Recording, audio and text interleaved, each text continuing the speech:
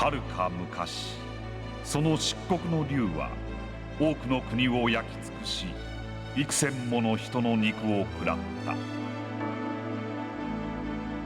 比類なき腕を誇った勇者の剣も、偉大なる魔導士の天地を揺るがす魔法も、聖なる神の力を具現する高僧の祈りも、かの者には通用せず、追い詰められた人々はついに魔をもってこれを打ち倒さんとした。滅ぼせぬ者なき武器を、この世の者にあらざる武器を、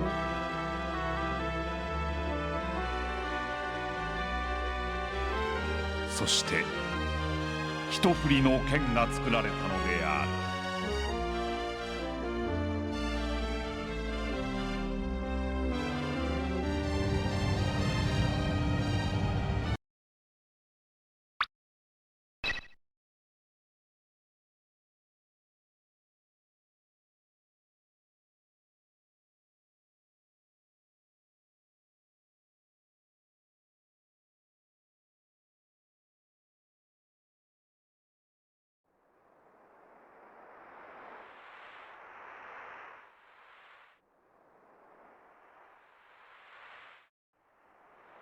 これは俺の乗っていた船か。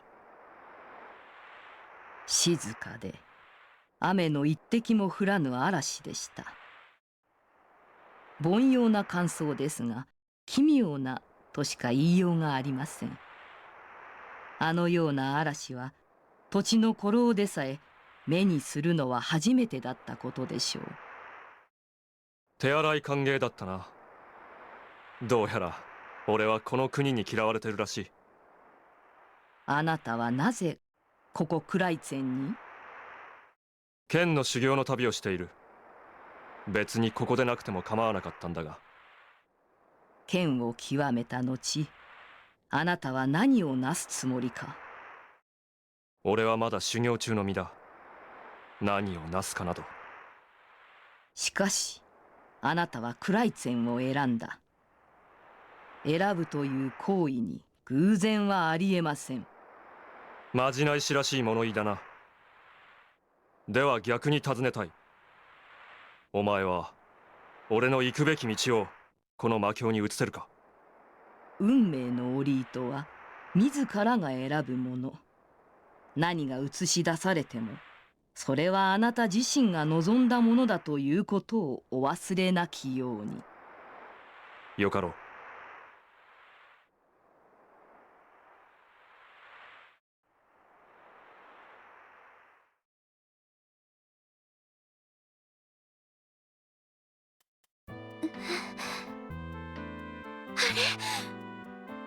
何これ？言葉わかるかい？あんた異国の人だろ？あなたは？大丈夫みたいだね。私はエニス。あんたの命の恩人ってわけさ。ここはどこなの？確かあの時船が。ほっといたら今頃魔物の餌になってたかもね。あなたが助けてくれたの？そういうこと。礼はいらないよ。でもそんな。その代わり仕事をしてもらおうかな。え？何それ？貸しはきっちり返してもらう主義でね。まああんたを助けたのも勘がひらめいたからさ。あんたは金になるってね。とは言っても別に売り飛ばすとかそういうことじゃないよ。あんた何ができる？おかしな剣を大事そうに抱えてたけど。あれはお守りのようなものよ。私が使うわけじゃないわ。じゃあ魔法を少し。へえ、見かけによらないね。でもそれなら上出来だよ。町を出て南へ行くと貴族のでっかい屋敷がある。そこへ行きな。行って何をすればいいの？行けばわかるよ。さあ、この中にあんたの着てた服や持ってたものがある。いい加減そんな格好はやめときな。自慢したい気持ちはわかるけどね。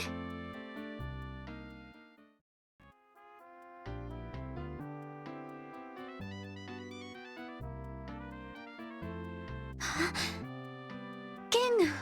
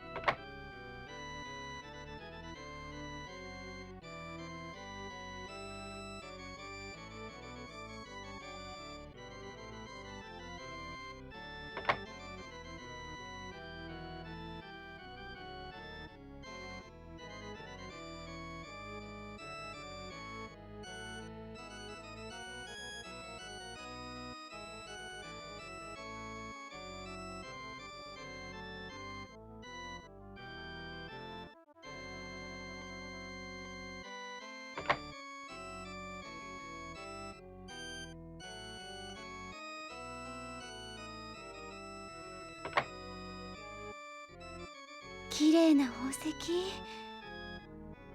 エニスが私をここに送り込んだのって、これを取ってこいって意味なのかな。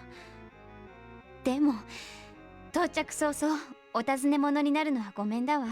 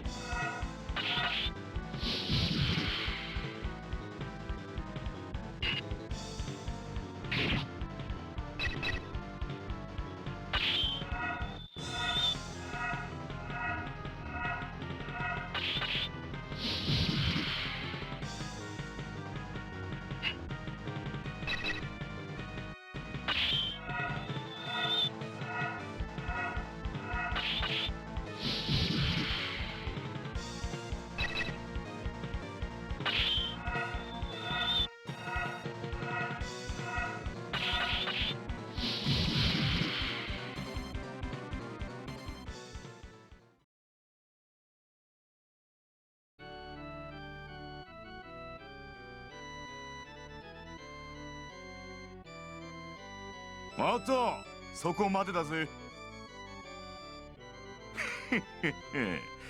まさか俺様の出番があるとはな。まったくこの国の兵士もコソ泥あたりにやられてちゃ世話ねえぜ。私は泥棒じゃないわ。だったら何の用だ。おめえこの緑星賞を狙ってるエニスとやらの手下じゃねえのか。そんなんじゃないけど。ああ、なんだか知らねえがどうすんだ。やるってんなら遊んでやってもいいぜ。ちょうど暇だったし。どうした。帰るわ。これ以上問題を起こしたくないもの。それが一番だろうぜ。俺も弱えやつをいたぶるのは好きだが、女は別だ。女は別の方法で俺を楽しませてくれるしね。なんかムカつく。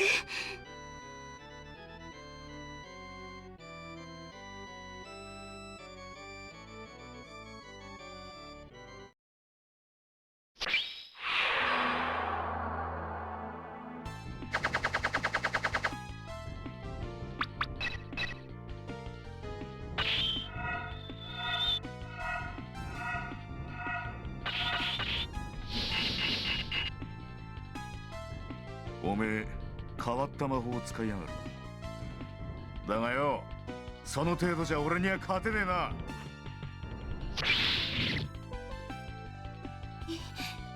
今のは剣技は初めてか。今のは三日月って技だ。何者なのあなた。見た通りのもんだよ。ただの用心棒じゃないわね。この国の人間なの？ごちゃごちゃうるせえ女だな。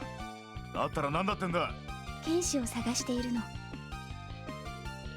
その剣士はやがて目覚める漆黒の恐怖に立ち向かう運命を背負ったもの。あなたは実力だけなら合格なんだけど。さっきからわけわかんねえこと言ってるがよ。おめえ今自分がどういう立場だと思ってんだ。おめえは俺に負けたんだぞ。そういえばそうね。教えてやったはずだぜ、おめえらしい生き方をよ。さーて、それじゃ楽しいことやらせてもらおうか。悪いけどあなた私の探してる人じゃないみたい。だったら何だってんだ。黒い髪の一族だけが使う魔法見せてあげる。なんじゃこりゃ、紙になっちまったぞ。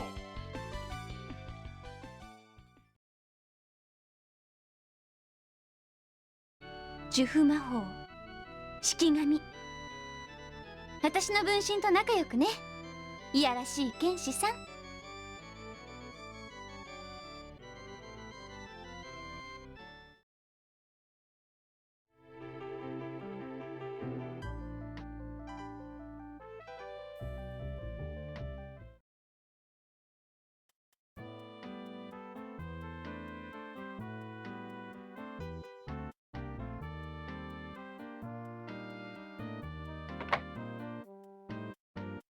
私が盗賊だって聞いてきたな。あの宝石を狙ってたの？悪いけど私は盗賊になる気は。ああ、緑星賞ならあんたが注意を引きつけてる間にいただいたよ。それじゃあ私が盗んだと思われるじゃない。初めからその気で。大丈夫大丈夫、ダミーを置いといたから。本物と偽物の違いがわかるやつなんていやしないさ。私はおとりだったってわけね。そういうこと。普通ならこんなめんどくさいことしないんだけどね。あんたが相手してくれたやつ、あいつがちょっとね、いい加減なように見えるんだけど隙がなくて困ってたんだよ。確かに波の剣士じゃなかった。私の魔法を剣で。まあいいさ、何しろうまくいったしね。じゃあもういいわね。剣を返してちょうだい。ああ、あれどこにしまったっけ。冗談だよ。ほら返すよ。それじゃあ私は行くわね。待ちなよ、あんた行くあてあるのかい。別に。でもこの剣が教えてくれるから。剣？私はこの剣を託せる剣士を探しているの。なんだかいわくありげだね。よかったら詳しい話を聞かせてもらえない？そうかい。ま、話したくないならそれもいいさ。この剣は抜いてはいけない剣なの。まさか呪いでもかかってんのかい？まあそんなところね。じゃあせめてその剣の名を教えてくれよ。黒の剣。黒の剣？そう。それ以上は知らない方がいいわ。ねえ、あんたと手を組めたらどうかな。あんたの素性ただで教えろとは言わないさ。実はこっちにもちょっとした儲け話があってね。ある場所のでっかい財宝を頂戴しようって話なんだけど。財宝？緑星賞はその場所へたどり着くために必要だったのさ。盗賊の一味になる気はないわ。そうかい。でもあんたは結局私と同じ場所を目指すことになる。そんな気がするよ。泥棒の勘だけどね。まだ名前を聞いてなかったな。忍竜土。でも手を組む気はないわよ。変わった名前だね。じゃあ私行くわ。その前にこいつを持ってきな。それを持ってないとバルクルーサの町へは入れないよ。これを？どうして？また菓子を作っときたいのさ。今度会う時のためにね。一応ありがとうって言っておくわ。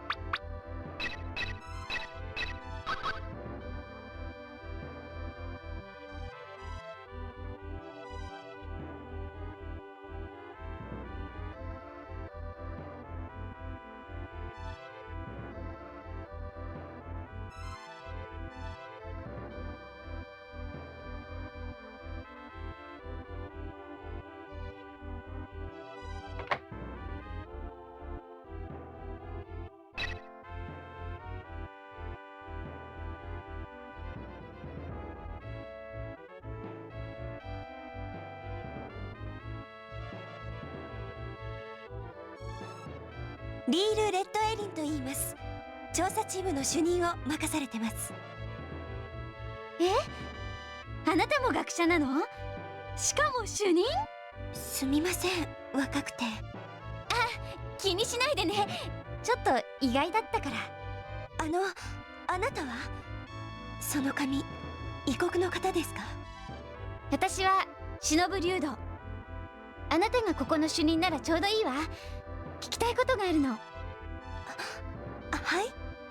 遺跡を調査してどうするつもり？それを命じたのは誰？古代の人々の英知を手に入れることで、この国の民がより豊かになることができればと、領主ユーバーム公爵様のご意志のもと、私たちは各地より集められました。そう。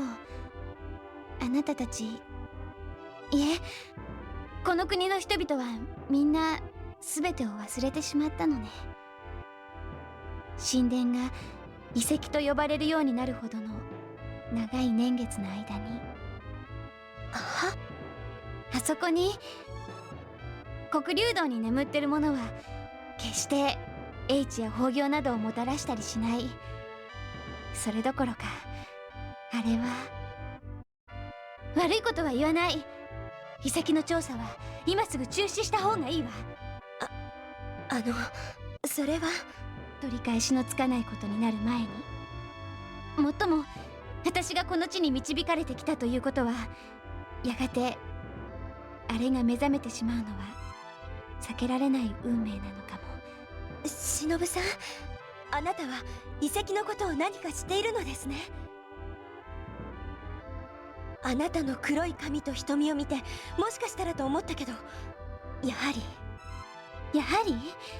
私、あなたと同じ黒い髪と瞳の女の人を知ってます。年齢もちょうどあなたと同じくらいの。その人はつい先日、黒竜道の遺跡の調査中に発見されました。それも数百年は封印されていたと思われる棺の中から。まさか。その人と言えるかどうかは分かりませんが、まだ生きています。数百年を経てなお少女の姿のままで。どこ？その人は今どこに？会ってみたいですか？合わせて。あなたの知っていることを私たちに話してくださるのなら。それは今はまだ教えられない。でもそれは決してよこしまな理由ではなく、私の背負った使命にあなたたちを巻き込みたくないから。忍さん、ごめんね、リール。わかりました。事情が何であれ、あなたのその真剣な眼差しを信じてみましょう。この帽子を持ってバルクルーサ城へ行ってください。これは？正門の衛兵にこの帽子の羽を見せて、私の紹介だと言えば通してくれるはずです。城へ入ったら地下室にいる学者たちに会うように。黒い髪の少女はそこにいます。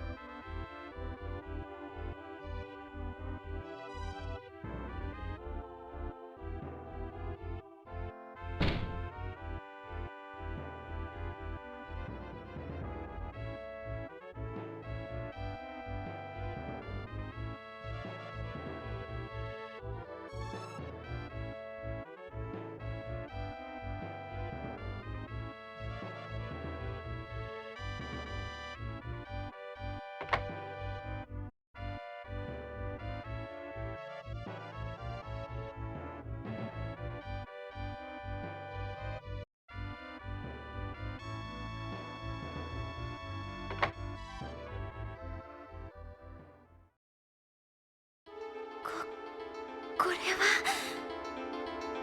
この顔立ち、そして黒い髪、間違いない、私と同じ一族の。でもどうしてこんなことを受け継いだ伝承には。待っていた。お前はお前の背負いしその剣を待っていた。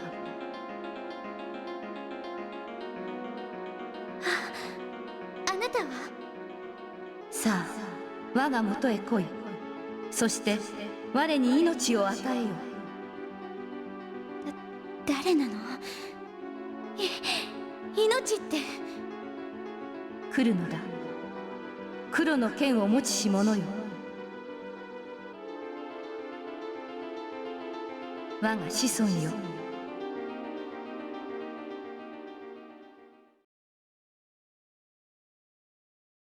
静かだ。なぜこんなにも静かなんだ。嵐はどうなった。船は。カイエス様。まじないしか。俺は。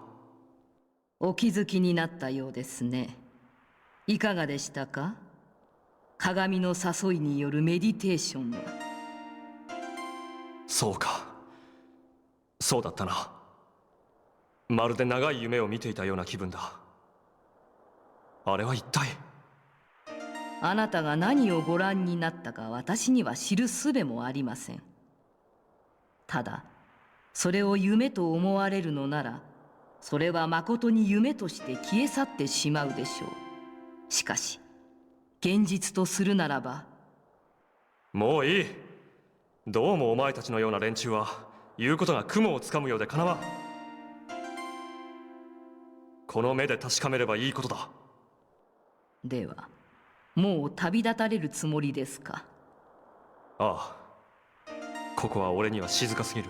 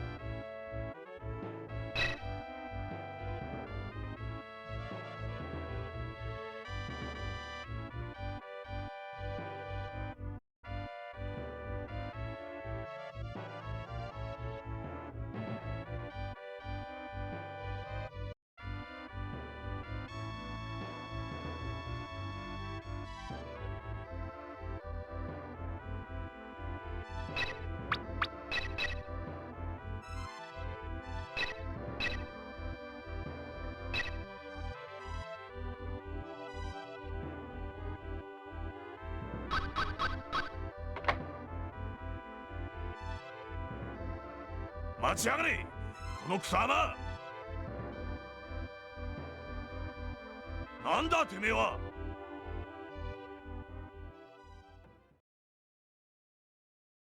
いい加減にしておけ。娘一人に何のつもりだ。いいか、その女盗人だ。俺の財布をすろうとしやがった。盗人をどうしようとてめえには関係ねえぜ。私は違います。盗んでなんかいない。この娘。引っ込んでなよ、あんちゃん。それとも俺とやろうってのか。娘を諦めんとあれば仕方あるまい。へえ、そんな細い剣で戦えるつもりか。俺らをなめてねえか。お前たち戦士は力と武器の重さで切るが、剣士は技で切る。技に長大な剣は無用だ。すかした野郎だ。気に食わねえ。表に出ろ。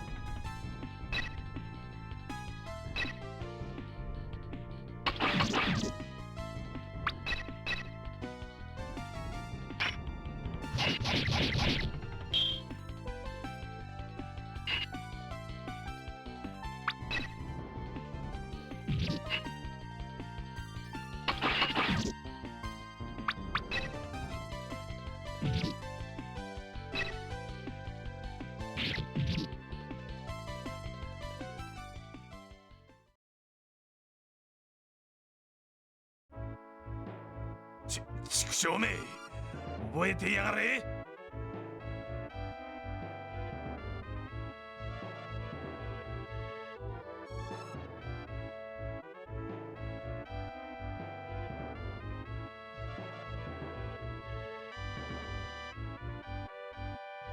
ふん、やはりな。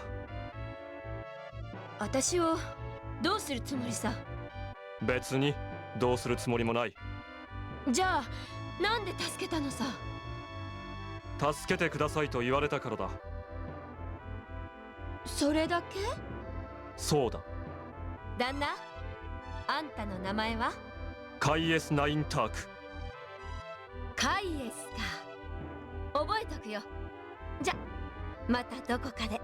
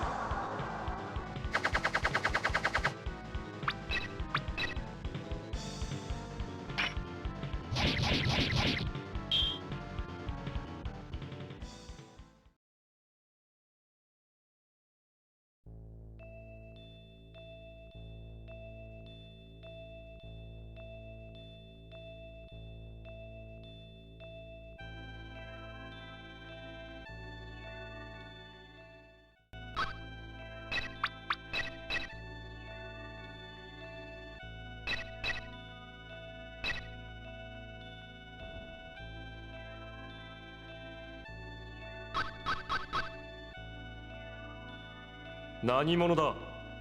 この城の者ではあるまい。我ら三使徒。我らは大いなる破壊を司る者が使徒。これ以上嗅ぎ回ることは許さぬ。去る。そうはいかん。まずこの状況を説明してもらおう。貴様に話すことなどない。去らぬとあればこの城の者どものようになるだけだ。彼らに何をした。夢を食われたのよ。このようにしてな。来獣よ、来たる。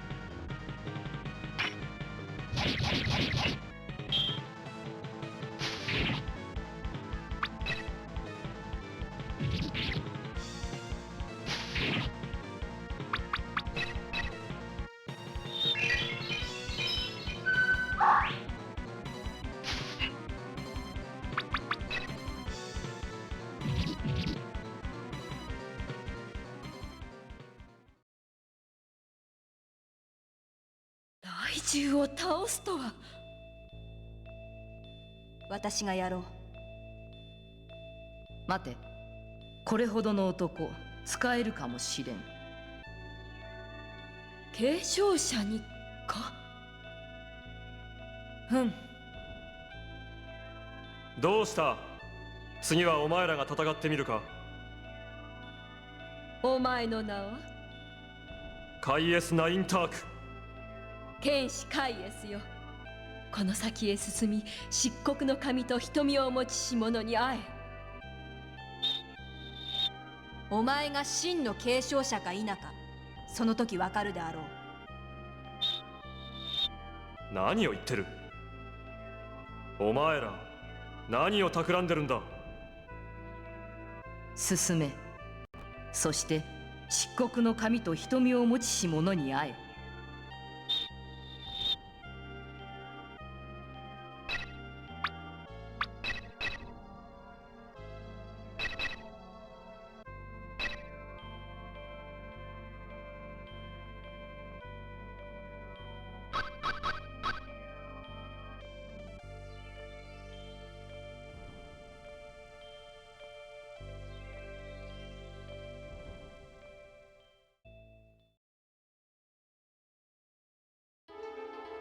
そなたは剣士か。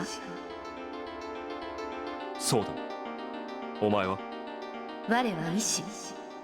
剣を作りし者の医師だ。こんなところで何を。我は待っている。剣と継承者を。我は継承者に与えねばならん。与える。何をだ。力を。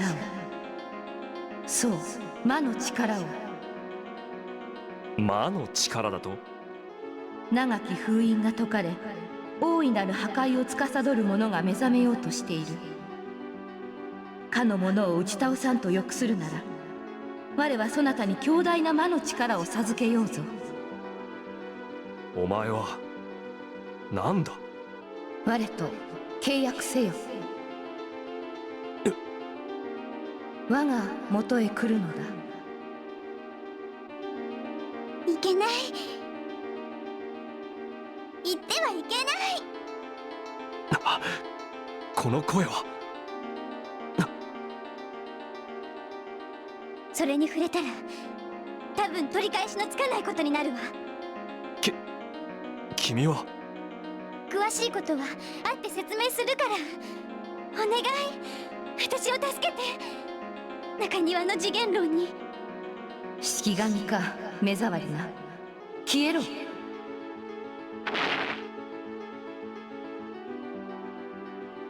雑念が入ったようだ。剣士カイエスよ、今は返答を聞くまい。だがもしそなたが我を求めるなら黒竜道を目指すがよい。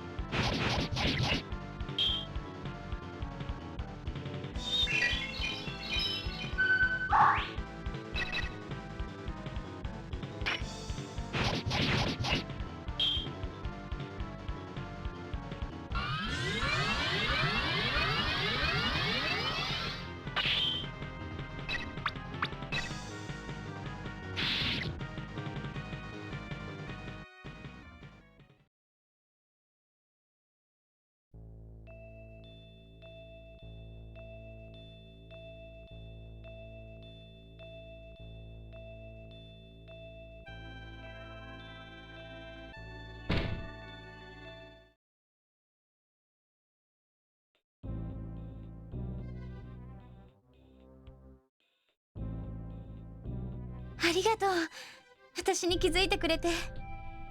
この牢は中にいるものを救いたいと誰かが外で思わない限り、中と外の空間がつながらない仕掛けなの。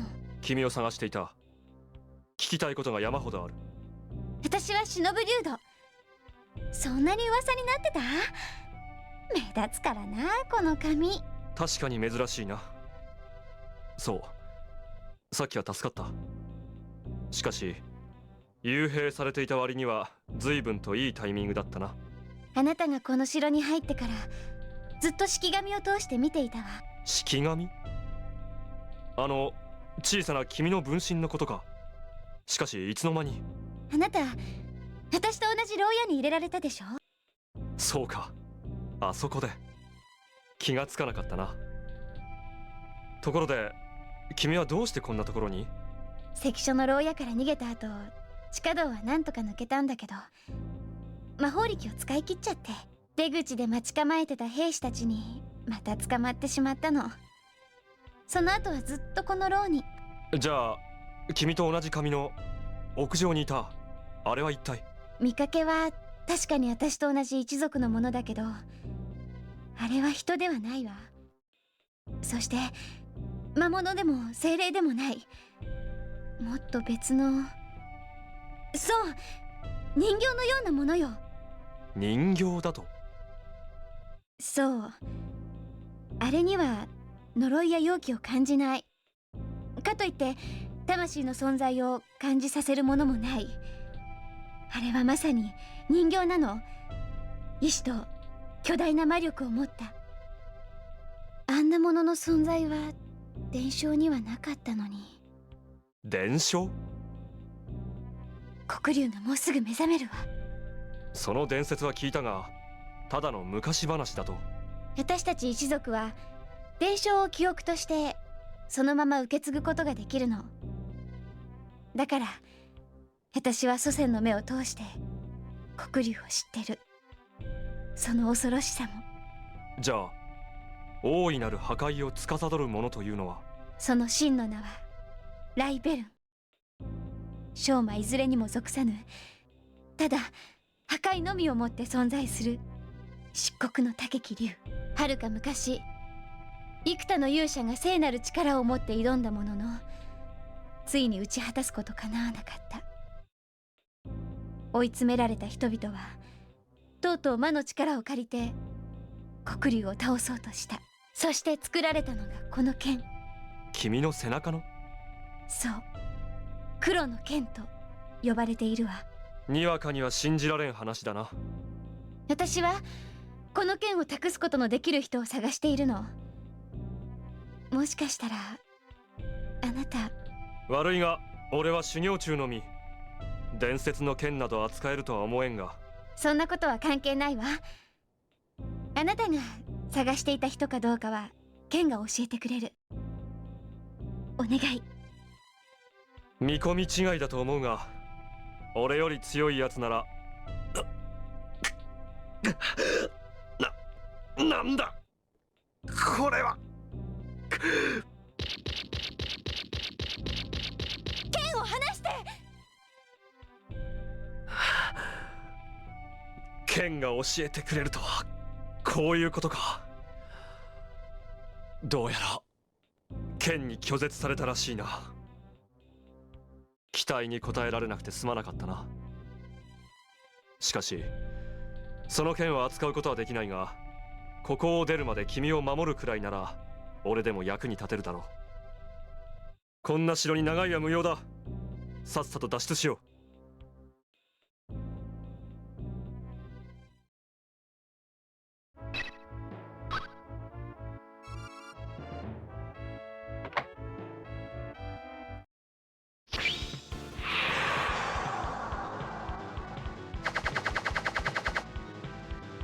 やはり素直に返してくれそうもないか。あなたはなぜこの国に？修行のためだ。別にこの国でなくてもよかったんだが。修行のため。ねえ、一人の女の子の旅に付き合うっていうのは修行にならないかしら？君にか？うん。危険な旅ならば修行にはなるだろうが。じゃあ決まり。しかし君はその剣を託せる人物を探しているんじゃないのか？それはもういいの。お願い。魔法が使えると言っても一人じゃ心細かったの。分かった。旅の終わりまで君を守る。それを修行としよう。ありがとう。頼りにしちゃうよ。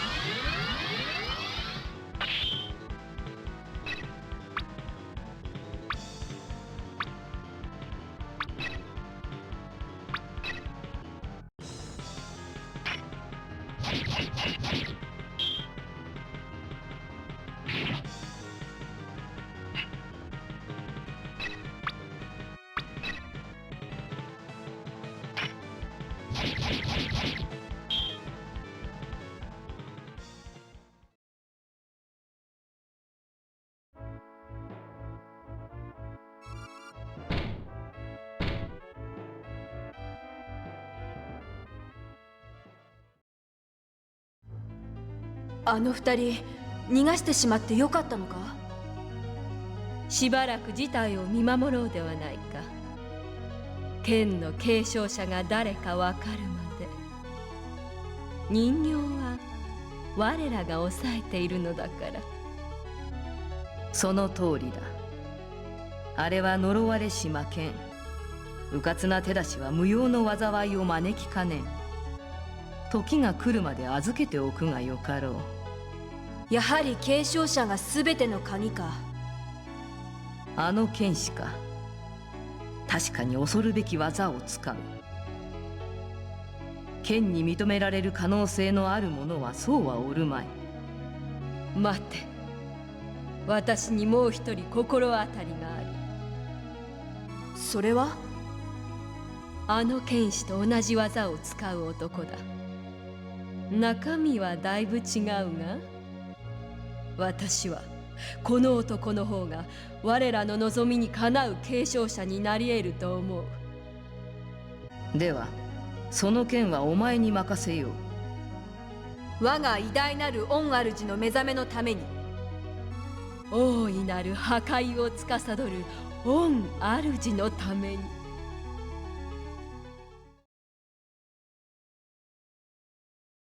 何の用だ？夜更けにしちゃ色気がねえぞ。お前の望みを言え。何？こんな場末の宿で何をしている？用心棒家業には会いたか？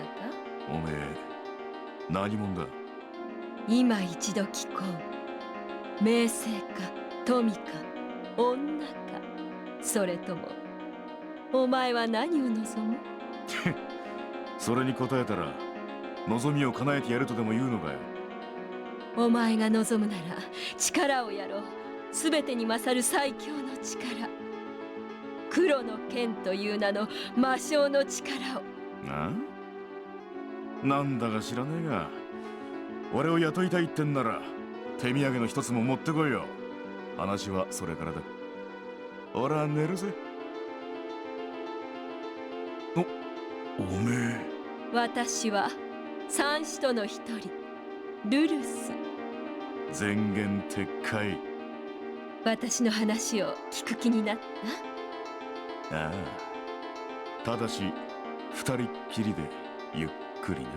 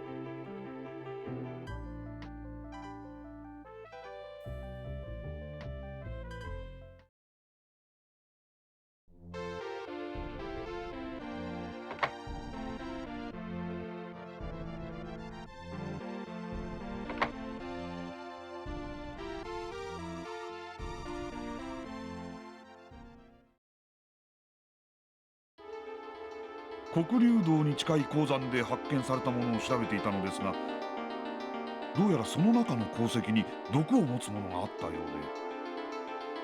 リールは大丈夫なの？私らには何とも。治療師はどうした？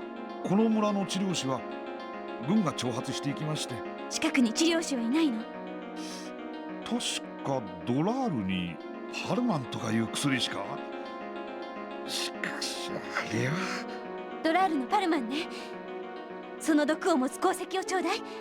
薬を調合してもらってくるわ。ちょっと待ってください。この瓶の中に密封してあります。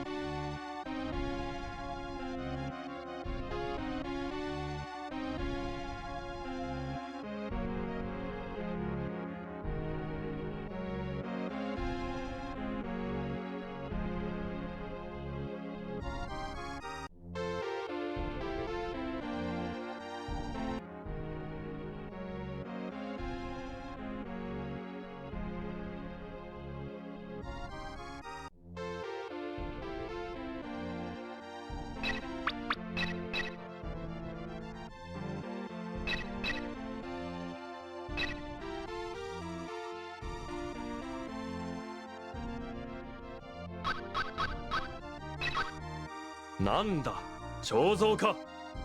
誰よこんなの置いたの。取れないじゃない。迷惑千番。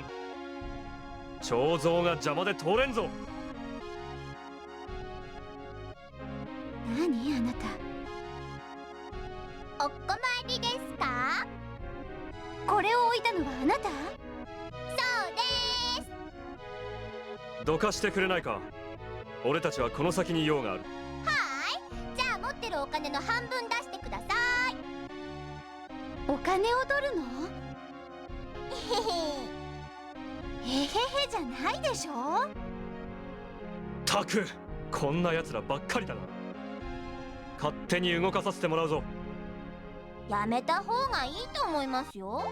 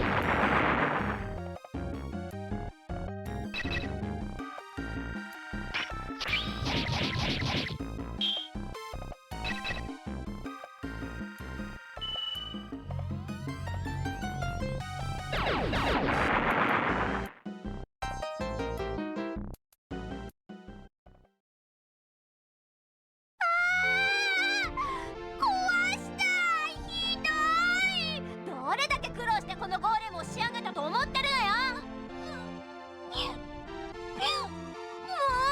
もう覚えてなさいよ。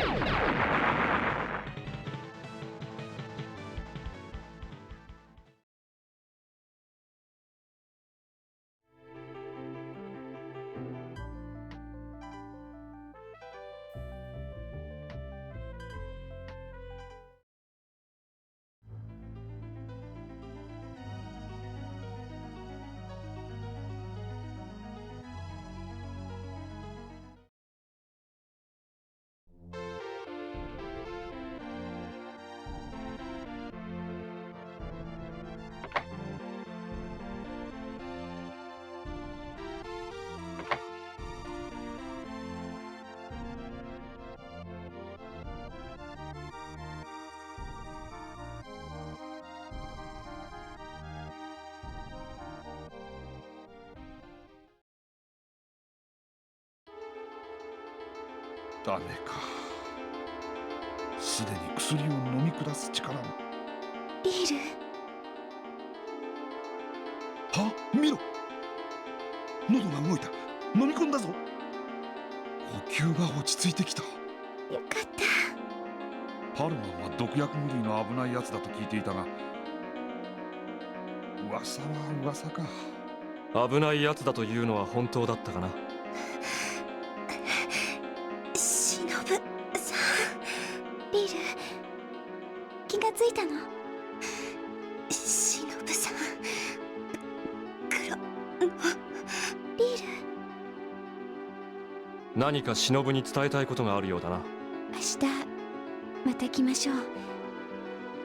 今は休ませておきたいわ。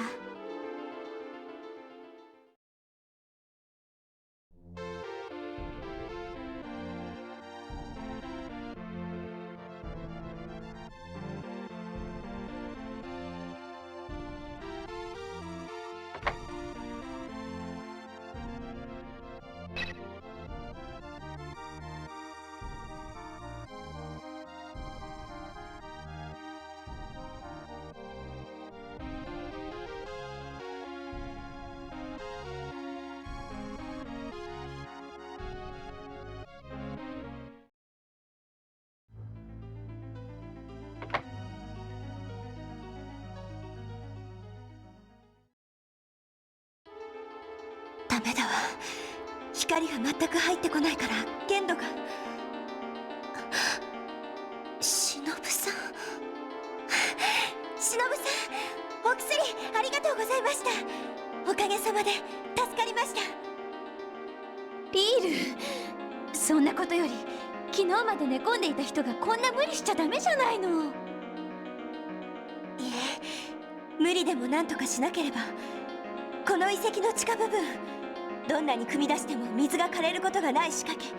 ここに何かが隠されているのは間違いないんです。どうしてそこまでして調べなければならないの？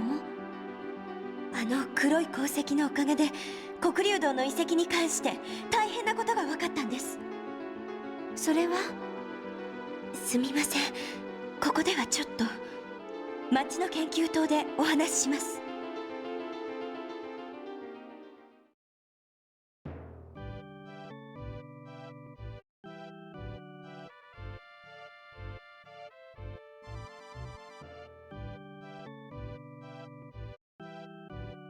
お待たせしました。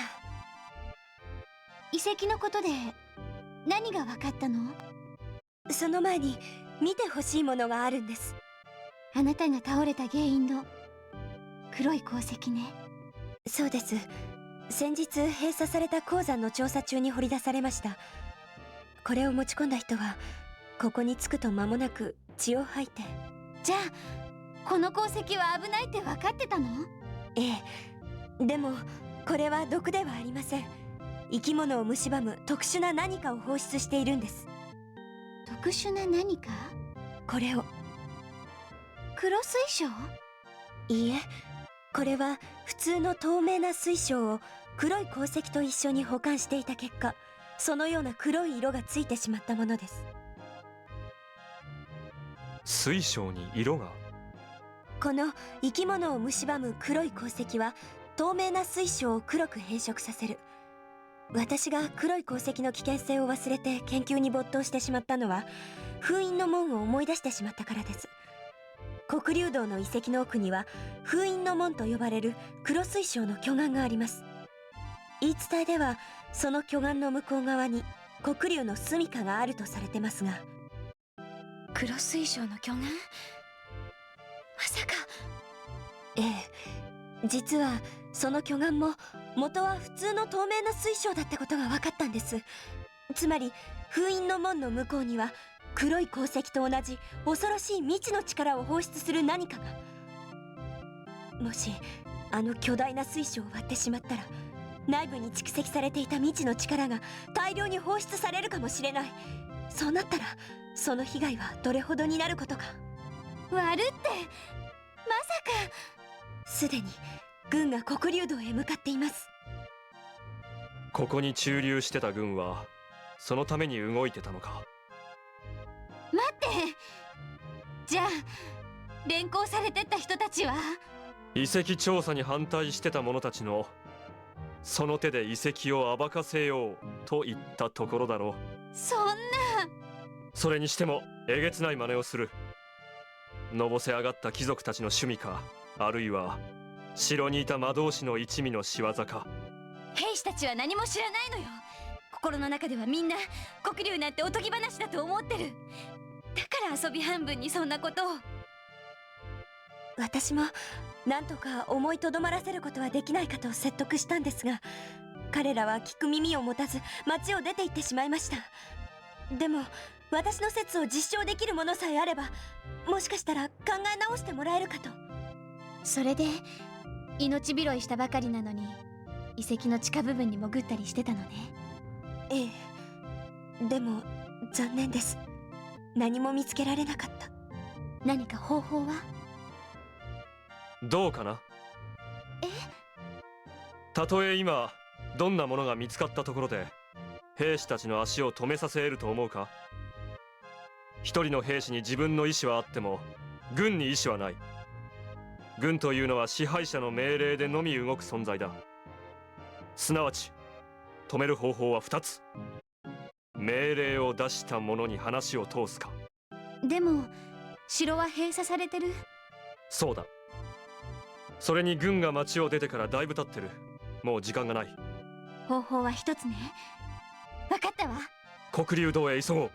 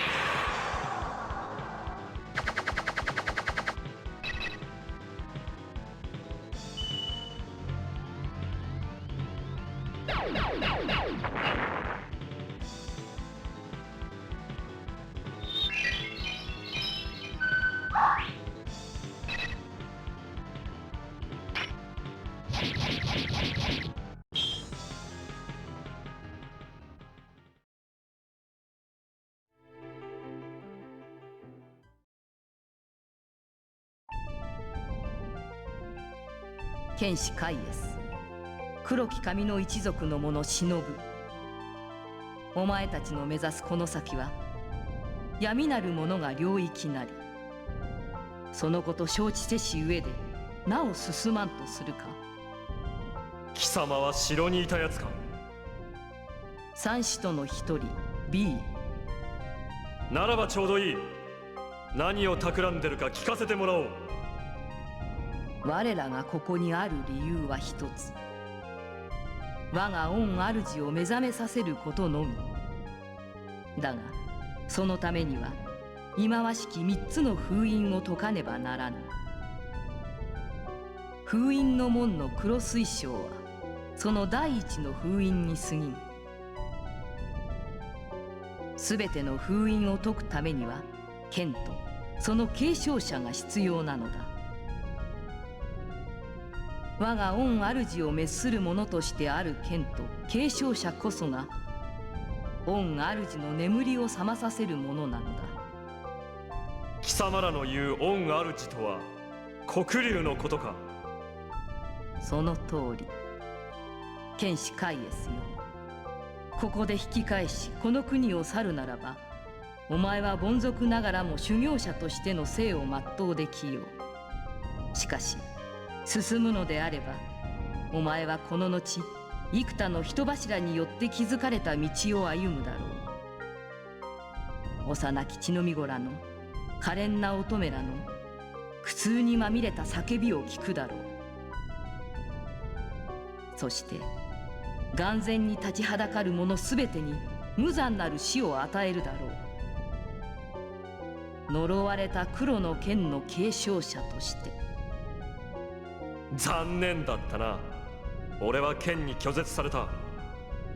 継承者などではない。拒絶何も聞いてはいないのか。それこそが証ではないか。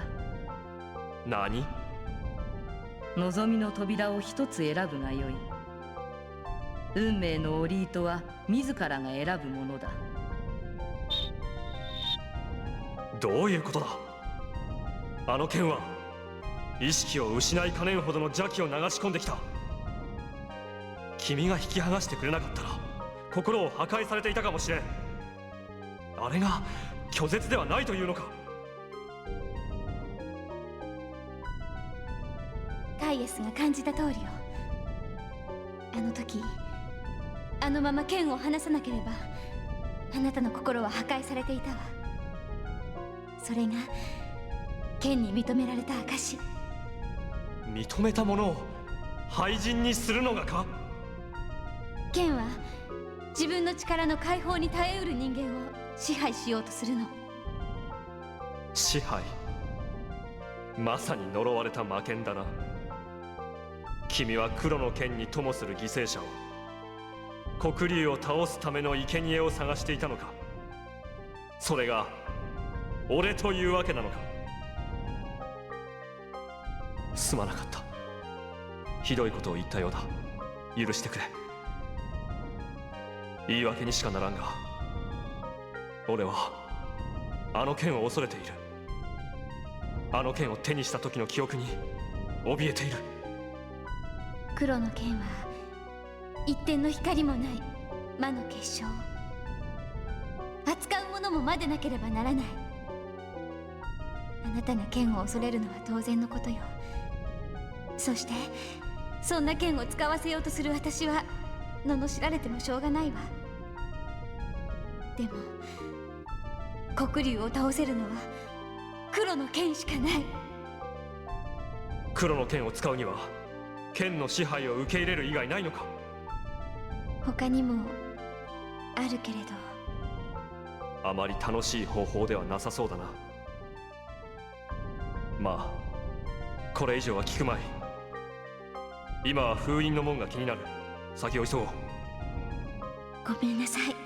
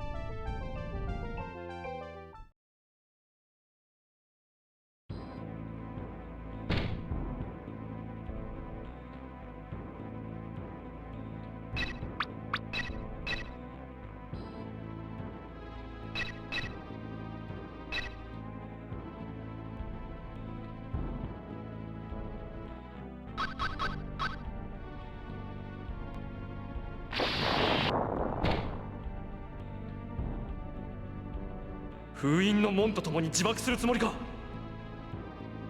この人たち見覚えがある。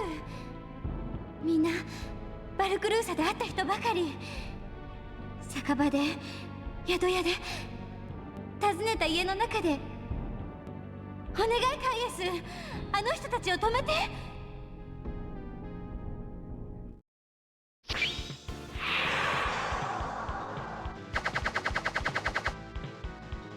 カイエス。何かいる。あの三使徒とかいう奴らの置き土産か。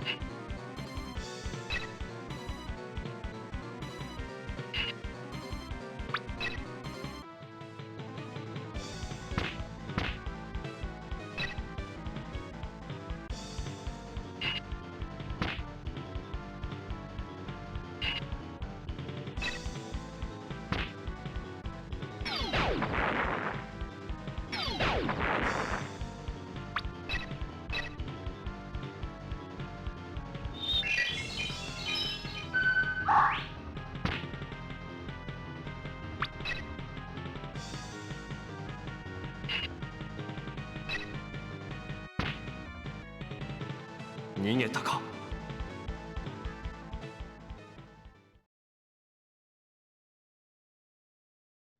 遅かったか。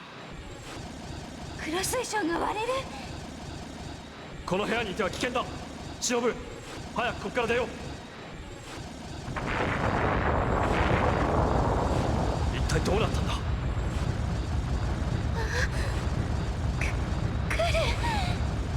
邪悪な何かが。俺にもわかるぞ。確かに来る。この奥から。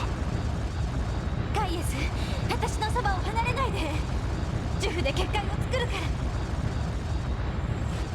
五行の将、六甲の兵我を助け、百邪を斬断し、邪悪なる万霊を駆逐せしめよ。その時クライツェン全土をかすかな地震が襲った。そして人々は聞いたのだ、黒竜の咆哮を。それは耳で聞いたのではなく、直接一人一人の心へと響き渡った。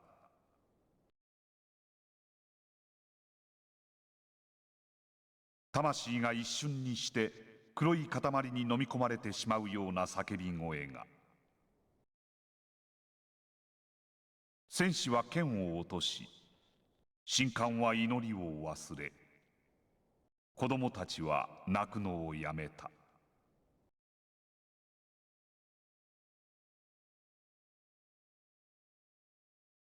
人々はすぐにその咆哮の主が誰なのかを理解した。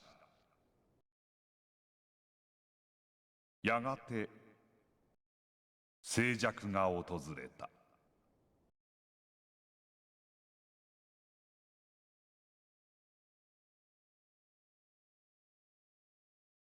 今何か大きな力が通り過ぎていかなかったか。まるで地を這うようにして。黒竜が一瞬だけ目覚めたのよ。その最初の方向が恐ろしい波動を伴って外へ出て行ったの。波動？そう、まるで地の底のものさえ呼び起こすかのような波動が。嫌な予感がする。外の様子を見に行こう。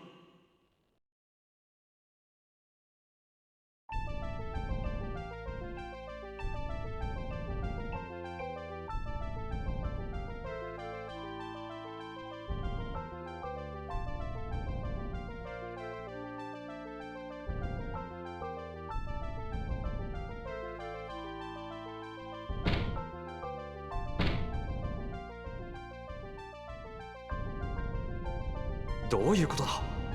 魔物たちはどこへ消えた。まさかあの波動で。私たちは結界を張ったから無事だったけど。波動はどこまで広がったんだ。まさかここだけじゃなく外も。だとしたら村は？村の人たちは？ドラールへ急ごう。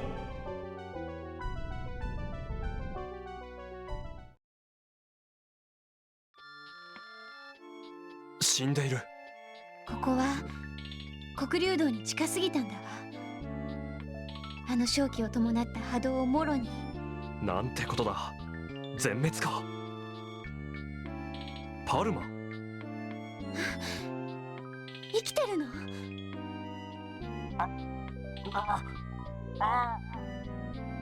当たり前じゃ。いつもの通り毒薬の実験をしておっただけだ。じゃが今度のはすごいぞ。わしにも治療薬は作れんかもしれんわ。何せ今度ばかりはわしも完全に死んだかと思ったぐらいじゃからな。いや、わしはまだ薬を飲んでおらんぞ。ほれ見ろ、まだ瓶の口を開けておらん。ほってじいさん、あんたが倒れたのは黒竜のせいだ。黒竜？黒竜は本当にいるのよ。黒竜の波動がこの村を襲ったんだ。黒竜の波動じゃと？わしが瘴気や毒のめったに効かぬこのわしが混沌するほどのものがこの村を襲った。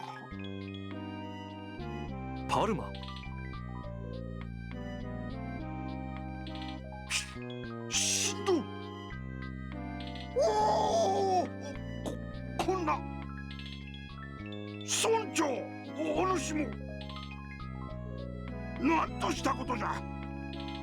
認めん、わしは認めんぞ。追いかけよう。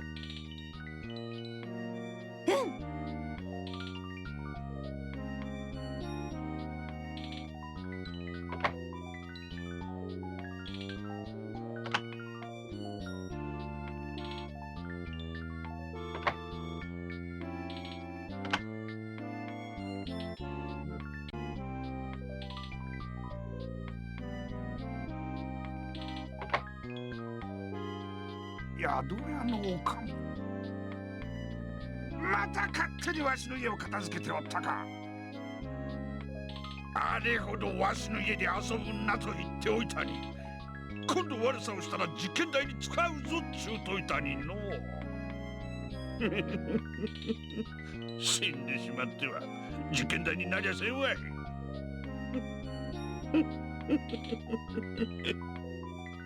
じいさん。いや、そうじゃ、実験台に。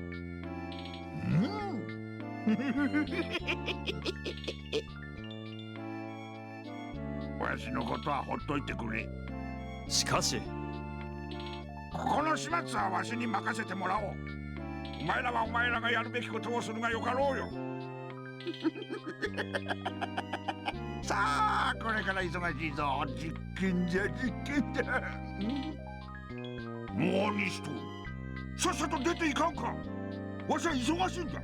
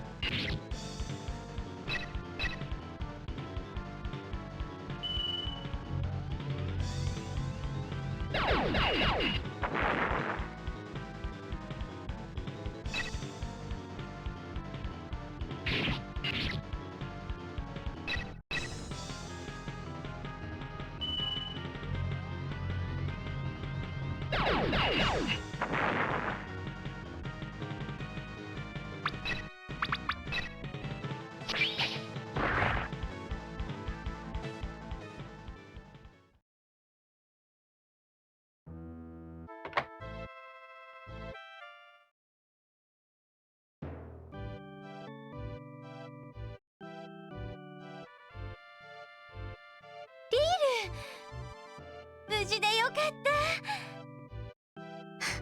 忍さん。リール、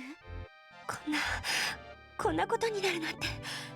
私が軍を止められなかったから。いえ、それよりも前に遺跡調査に反対していさえすれば。忍さん、私どうしたらいいの？落ち着いてリール。今ここで悔やんでもしょうがないわ。でもそんなぐちゃぐちゃに取り乱すなんて冷静なリールらしくないよ。リール、聞いて。黒水晶が割れて黒竜は一瞬だけ目を覚ましたわ。でもまだ完全に目覚めたわけじゃない。別の封印がまだどこかに残ってるんだわ。だから今のうちに生き残った人たちみんなですぐにここを出てバルクルーサに避難して。そうですね。あの町ならば。ドラールを壊滅させた波動があれ一回きりとは限らないわ。もし次が来たら今度はもっと巨大なのが。だからリールが早く立ち直ってくれなきゃ。でも私が遺跡を発掘したから。後悔するのは後にしろ。自分のせいだと思うのは勝手だが、今はやるべきことがあるはずだ。遺跡を発掘したせいで黒竜を目覚めさせることになったと思うなら、黒竜を封じる方法でも考えろ。悩むなら後始末をつけてから好きなだけ悩め。カイエス、あなた厳しすぎる。リールは。いいえ、忍さん、もう大丈夫です。カイエスさんの言う通りです。私にはまだできることがある。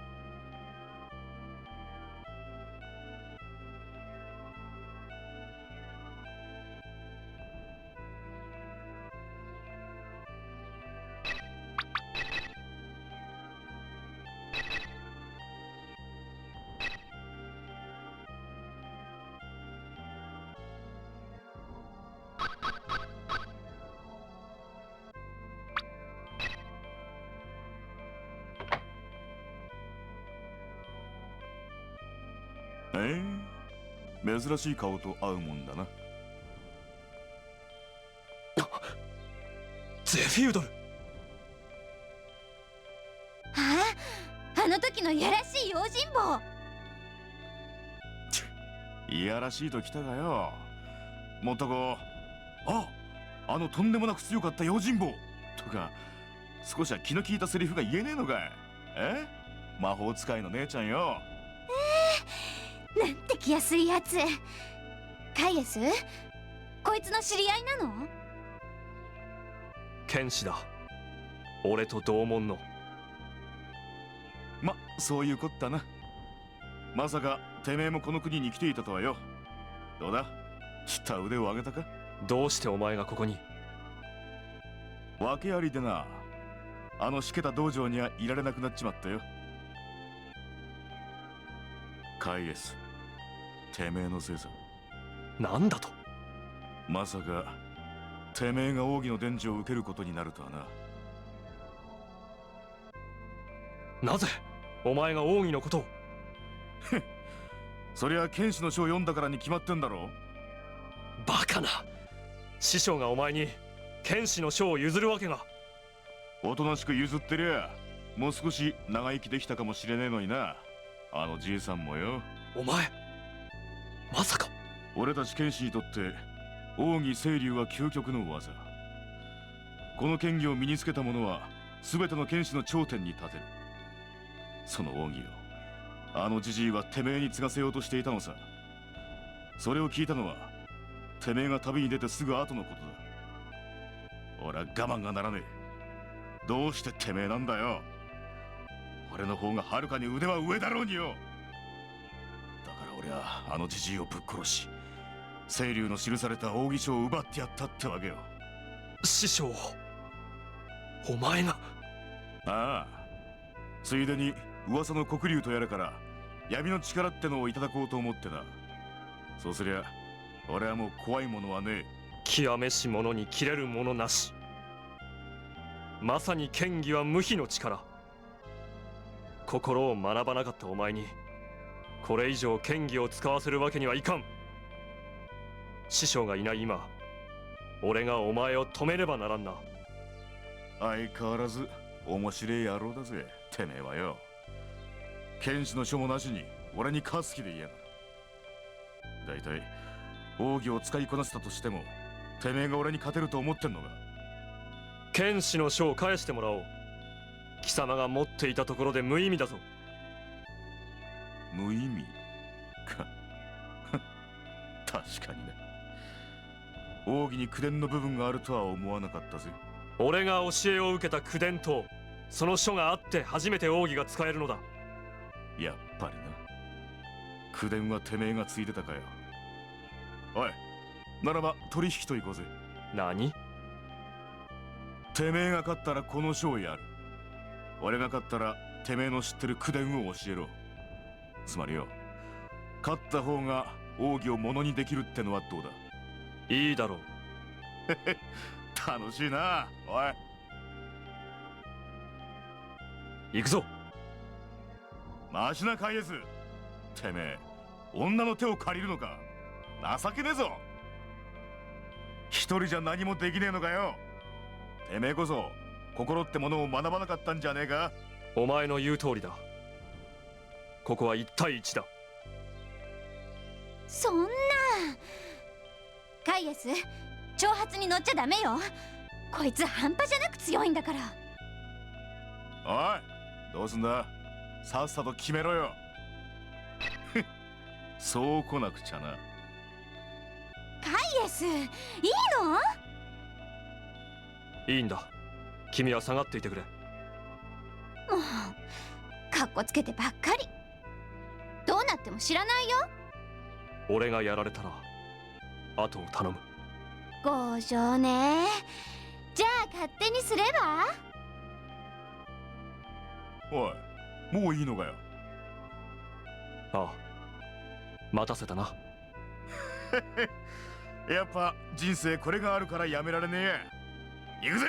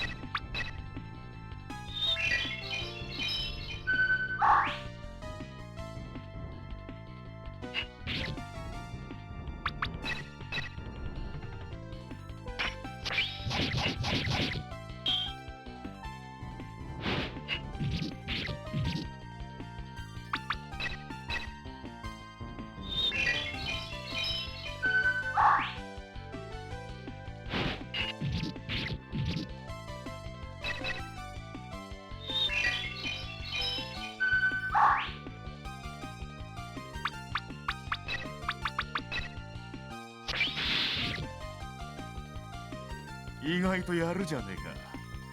だがよ、そんな生倉な剣で俺に立ち向かったのが間違いだったな。この青蘭剣の力を見せてやるぜ。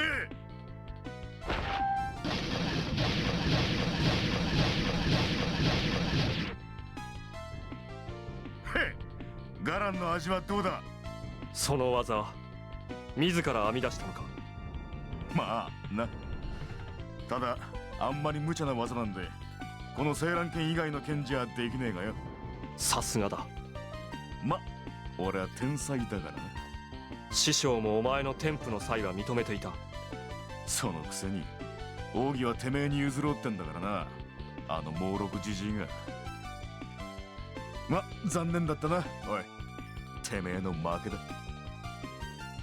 約束通り奥義の口伝を喋ってもらおうかい。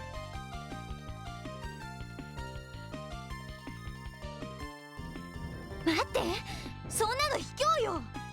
なんだと。てめえは後で遊んでやるから引っ込んでろ。そうはいかないわ。今の戦いは何？実力の差じゃなく剣の差で勝負がついたなんておかしいわよ。ケチつける気か。勝ちは勝ちだぜ。もしカイエスがあなたと同じぐらい強い剣を持ってたとしたら？何が言いたいんだ。あなたも偉そうにしてる割には剣の力に頼りっぱなしだってことよ。そんなの剣士じゃないわね。こいつはいいや、面白い。俺を挑発しようってか。本当のことを言ってるだけでしょ。やめろ忍。剣士の戦いに剣の優劣など関係ない。言うじゃねえか。だがよ、確かにこの青蘭剣は特別すぎたかもしれねえな。いいだろう、勝負は預けておいてやるぜ。カイエス、よく聞け。バルクルーサ城のある場所にこの国の宝と呼ばれる豪剣が隠されて、後で俺が頂戴しようと思ってたんだが、それぞてめえにくれてやる。もっとも城に潜り込めたらの話だがな。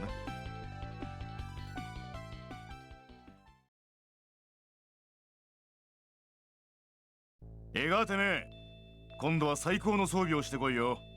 そん時まで決着は預けてやる。大丈夫？ああ、大した怪我じゃない。あいつが単純なやつでよかったわ。あそこまで簡単に挑発に乗ってくれると拍子抜けだけど。自分から乗せられたのさ。命のやり取りが好きなんだろ。あいつも。あいつも？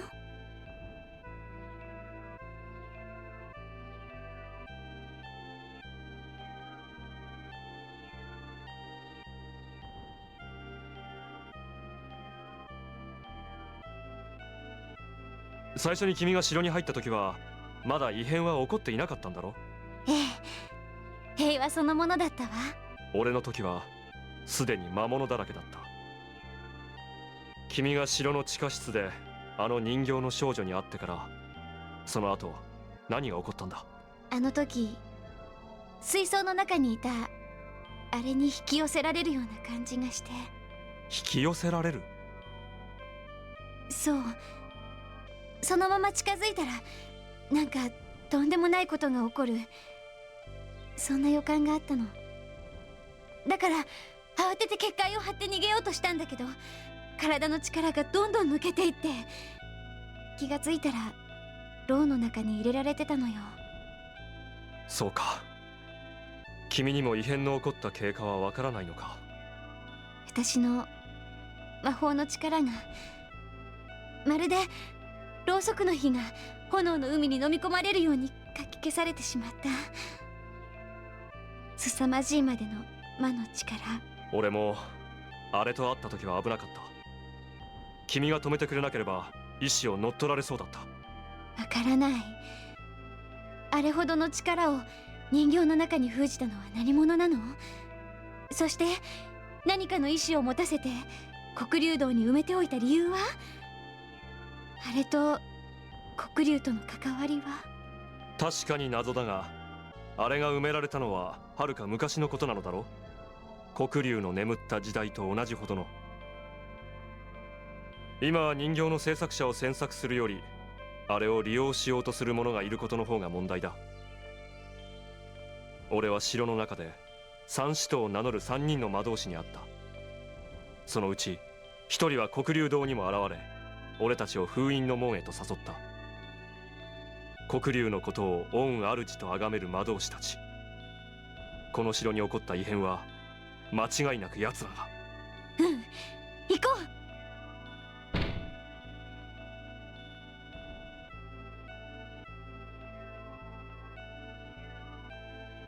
エニス。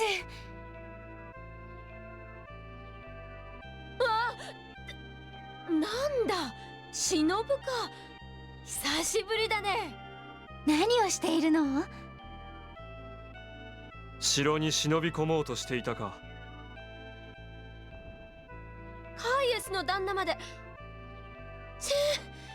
旦那にはかなわないな。そうさ、城の様子もおかしいし、チャンスだと思ってね。今度は何を狙っているの？また職業上の秘密？まあね。あんたカイエスの旦那と組んだのか？カイエスのこと知ってるの？ああ、少し前にちょっとヘマしてね。そん時に助けてもらったのさ。そうだ、あの時の例がまだだったね。旦那も城の様子が気になるんだろ。私が鍵を開けてやったから先に入っていいよ。あの時みたいにおとりにするつもり？やだな、信用しておくれよ。わかったわかった。じゃあ私が先に入る。それならいいだろ。何を考えているか知らんが、あまり無茶はしないことだ。次も助けが現れるとは限らんぞ。覚えとくよ。それじゃお先。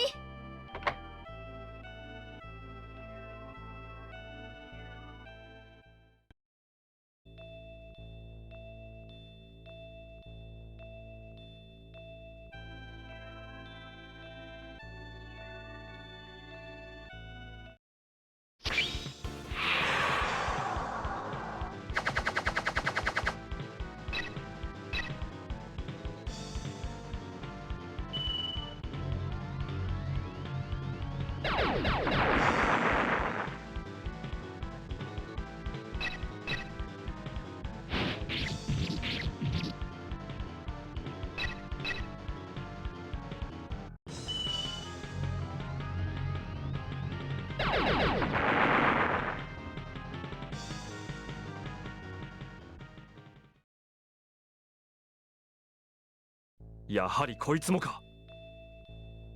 眠りながら襲ってくるなんて、夢を操られて。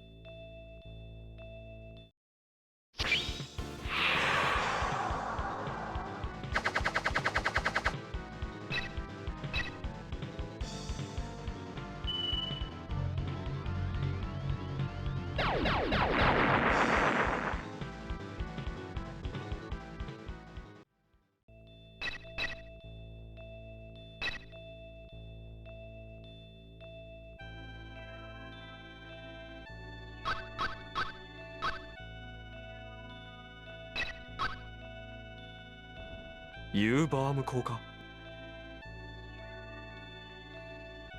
反応がない。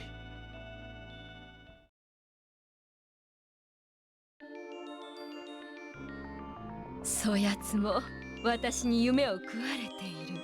貴様は。目障りな剣士め。これは貴様らの仕業だな。捕らえられた人たちを操って封印の門を破壊させたのも貴様か。私は三使徒のルルス。夢を支配し人を惑わす者。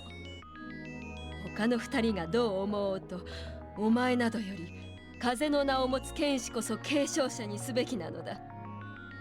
あのゼフュードルという男こそ我らの望みにふさわしい。お前は邪魔なのだよ。ゼフュードルだと。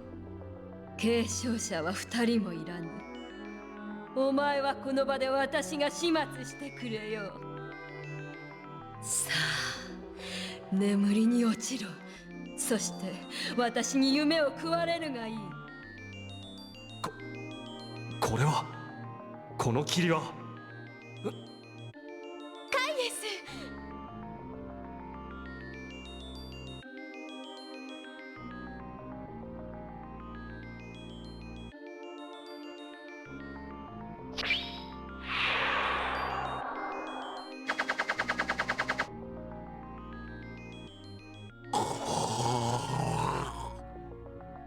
さあ、約束通りお前の夢を食ってやる。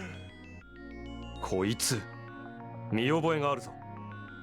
兵士たちに取り付いていた獣の影。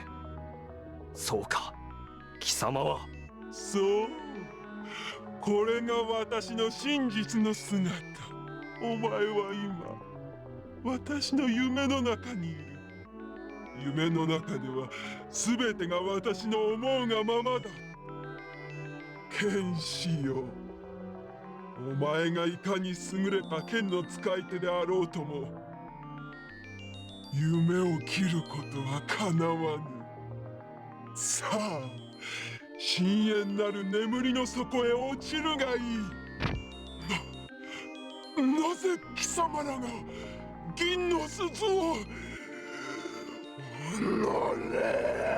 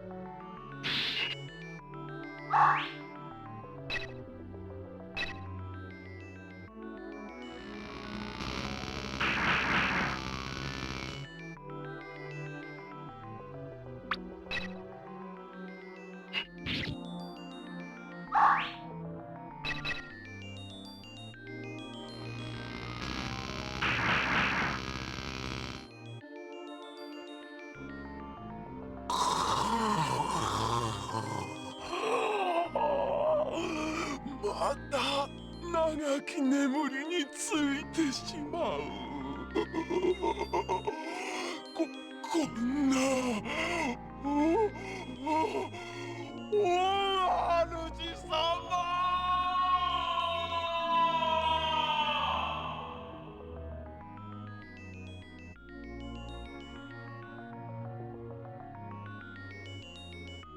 あの女はこれはミイラに。そういうことなのね。長く年得た者はやがて魔物と化す。夢さえもまた。魔物と化した夢か。ではこの女の夢があの魔物だったと。この人はずっと眠っていたのね。そしてこれからも。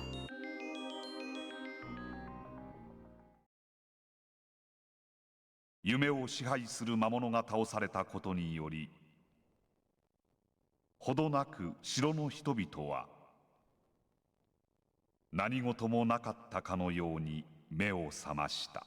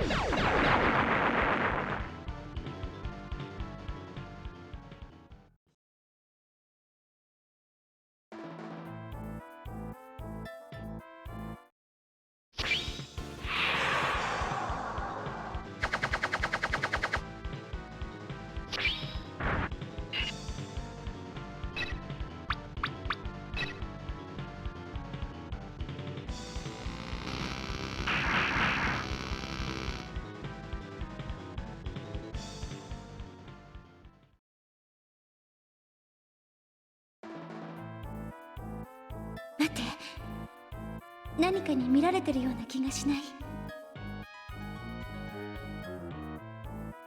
誰もいないぞ。おかしいな。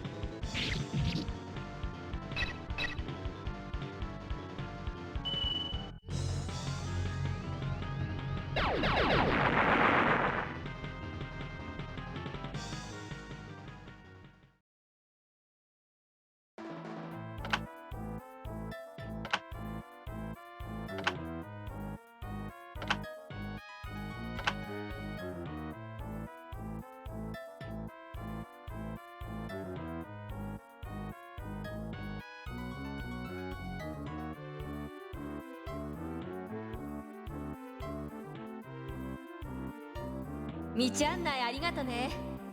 カイエスの旦那をつけてて正解だったよ。エニス、これはどういうこと？私の体臭は姿を隠す目くらましの効果があるのさ。この能力が盗賊赤いエニスの秘密ってわけ。でも女には効き目が弱いんだよな。不覚を取ったようだな。だがそんな技を持っていて、あの時は酒場の時かい？甘いね。切り札ってのは最後の最後に使うもんだよ。廃校に入った時から私たちを見てたわね。どうして？こいつが欲しかったからさ。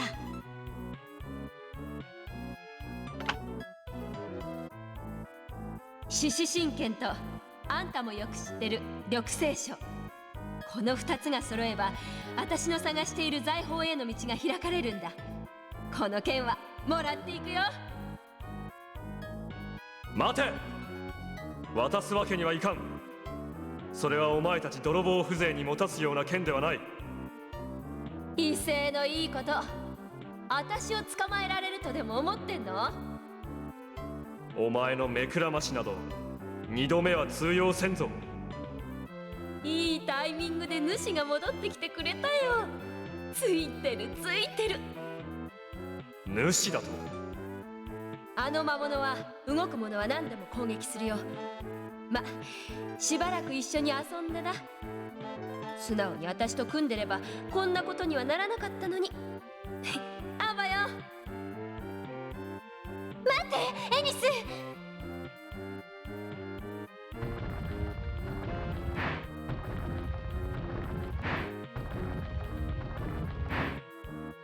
来るぞ。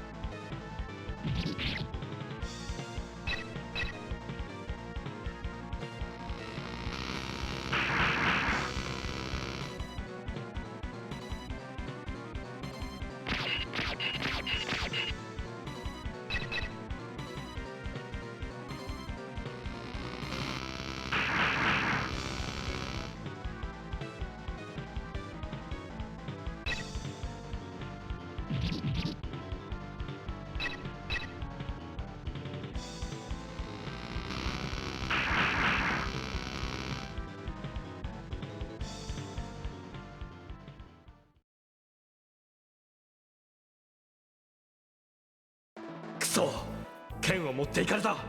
早くエニスを。大丈夫よ。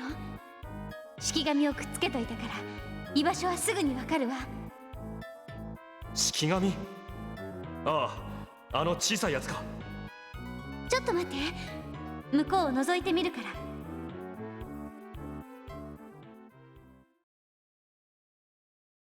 ら。ちょろいもんさ。あの旦那も偉そうなこと言ってた割には何にも知らないんだから笑っちまうよ。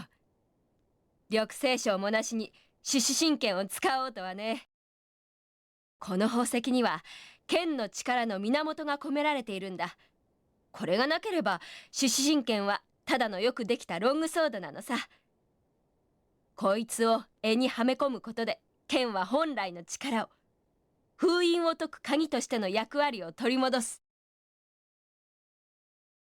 さあ、獅子神剣よ、第二の封印の場所を示せ。獅子神剣を手にする者よ。忍？いや違う。あんたは。そなたはその剣がかつて黒竜と戦いし勇者の手にあった剣と知っておるか。そしてついに黒竜の仇鱗を貫くことかなわなかった剣と知っておるか。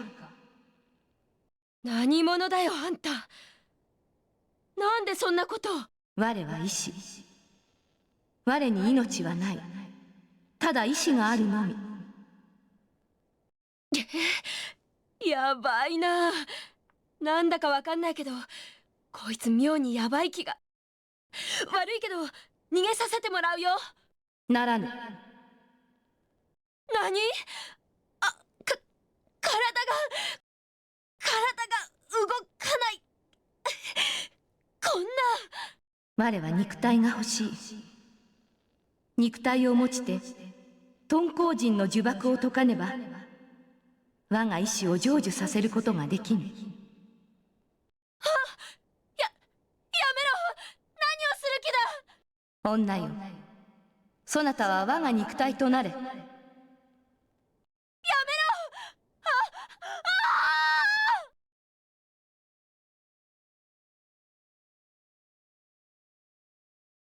風？これが風というものか。存在しているのだな、私は。確かにこの世界に。だが私は誰だ？私の名は忘れてしまった。いや、そもそもそんなものはなかったのか。しかし何をするべきかは分かっている。そうだ、黒竜を目覚めさせるのだ。私は第二の封印を解かねばならない。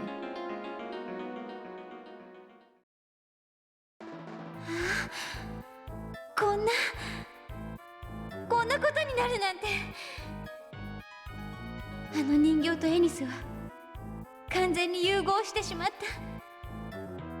しかもそのせいで意識までもが何か別のものに変わってしまったみたい。このまま放っておいたら。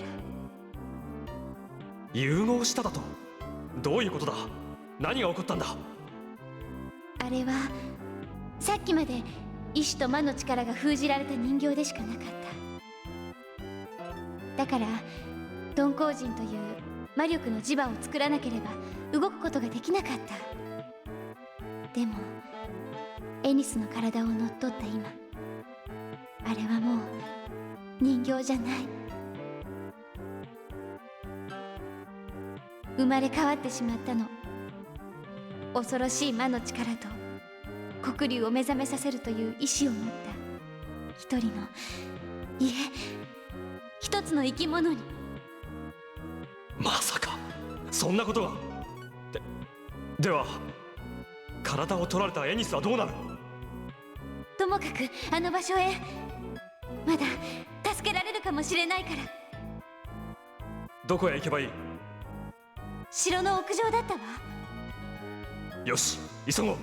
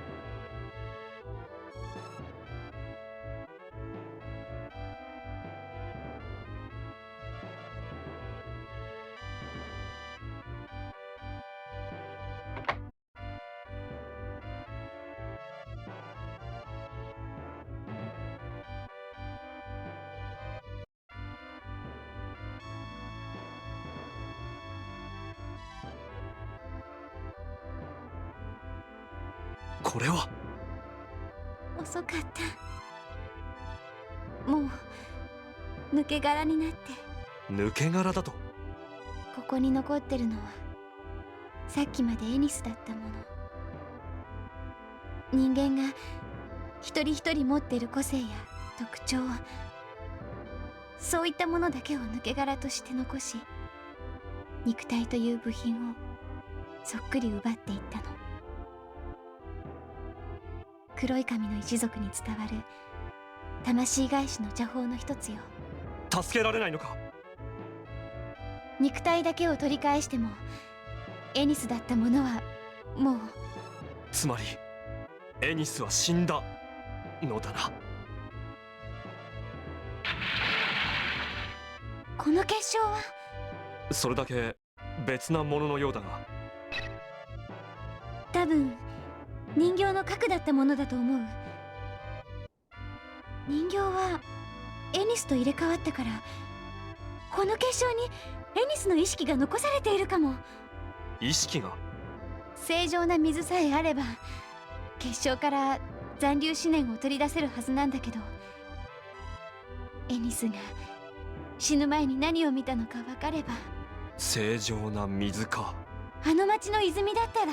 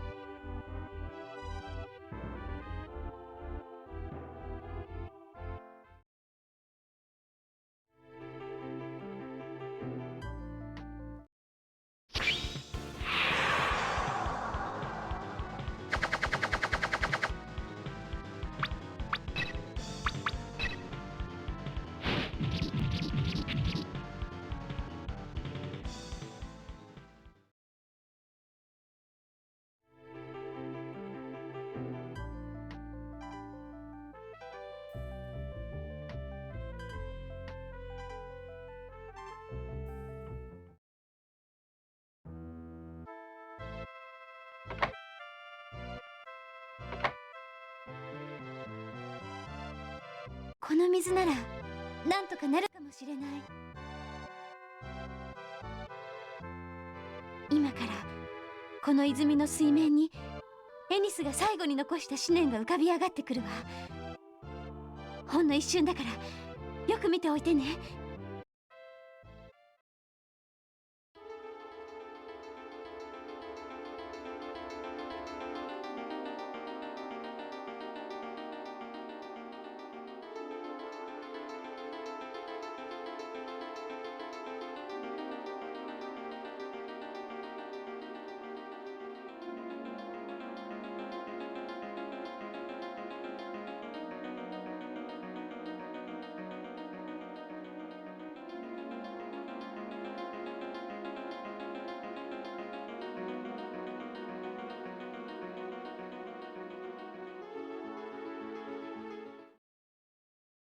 見えた？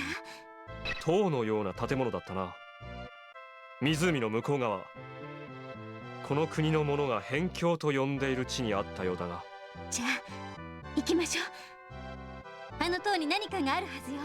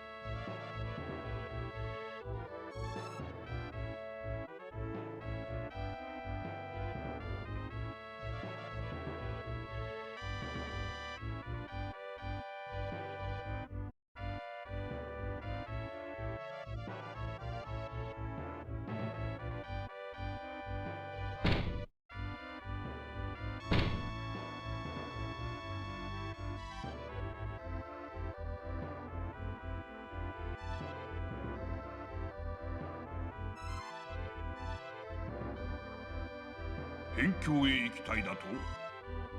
なぜだ？古く奇妙な形の塔が湖の向こうにあるはずですが。それならば貴族の塔のことである。貴族の塔？我々の祖先栄光ある聖堂騎士団がこの地を据えた時、原住民たちを支配する象徴として何かの古い遺跡を改造し建てた砦だと聞く。争いがなくなって以来、あの塔は砦としての役割を終え、何十年もの間廃墟同然に放置されておる。あのような場所へ行き何をする気か知らぬが、まずそこへ至るには峻厳な山道とワイアームやハーピーの巣と化した谷を越えねばならん。それでも行くというのなら裏門を開けておくよう命じておく。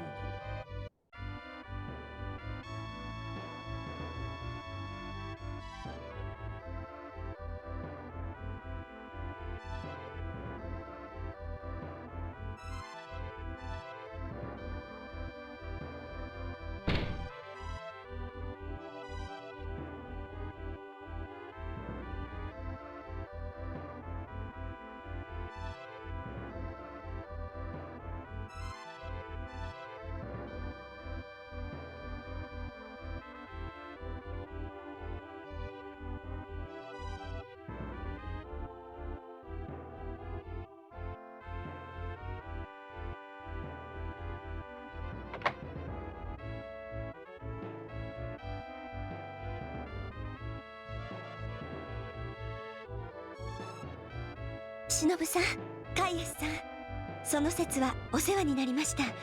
もう大丈夫です。今黒龍の正体を探るため黒い鉱石の分析を進めているところです。あと少ししたら結果が出ますから、その時はぜひここにお立ち寄りください。もしかしたら黒龍の波動を防御する手立てが見つかるかもしれません。ところでドラールの村が妙なことになっているとか何か知りません？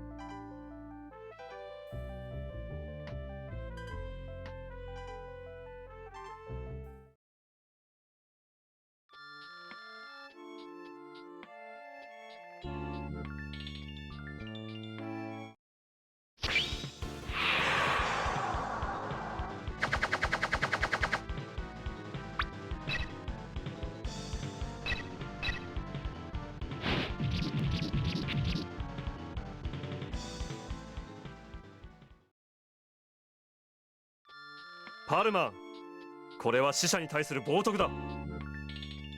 バカ者、何が死者じゃ。誰がおとなしく死なせてなどやるものかよ。こんな安楽なあっけない死に方などわしゃ認めん。断じて認めんぞ。認めてなどやるものかよ。パルマ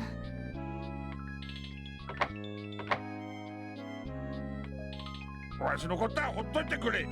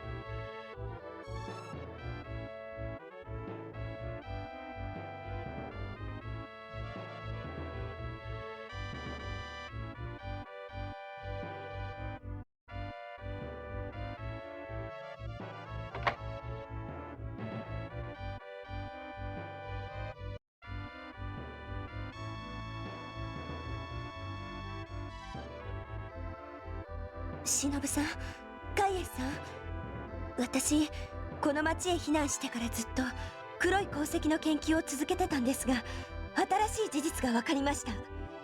下の部屋を見ましたか？あの大穴は資料を取るために黒い鉱石を砕いた結果なんです。爆発なの？いいえ、音も光もなく、ただ消えたんです。まるで溶けるように。どういうことだ？つまりあの黒い結晶は破壊すると周囲のものを飲み込む虚無になり、ある程度の時間、量かもしれません、消滅を続けると元の結晶状態に戻るのです。まるで生まれたてのような純粋な結晶に。黒い結晶が黒竜の一部でその本質を保持したものだとしたら、黒竜は倒すという言葉の対象にはなりません。あ？あ？つまり推論ですが、黒竜の本質とは死と誕生が同時に存在しているものではないかと。わかります？この説明。すみません、もっとわかりやすく説明できるように勉強します。学者ってこういうとこがダメですね。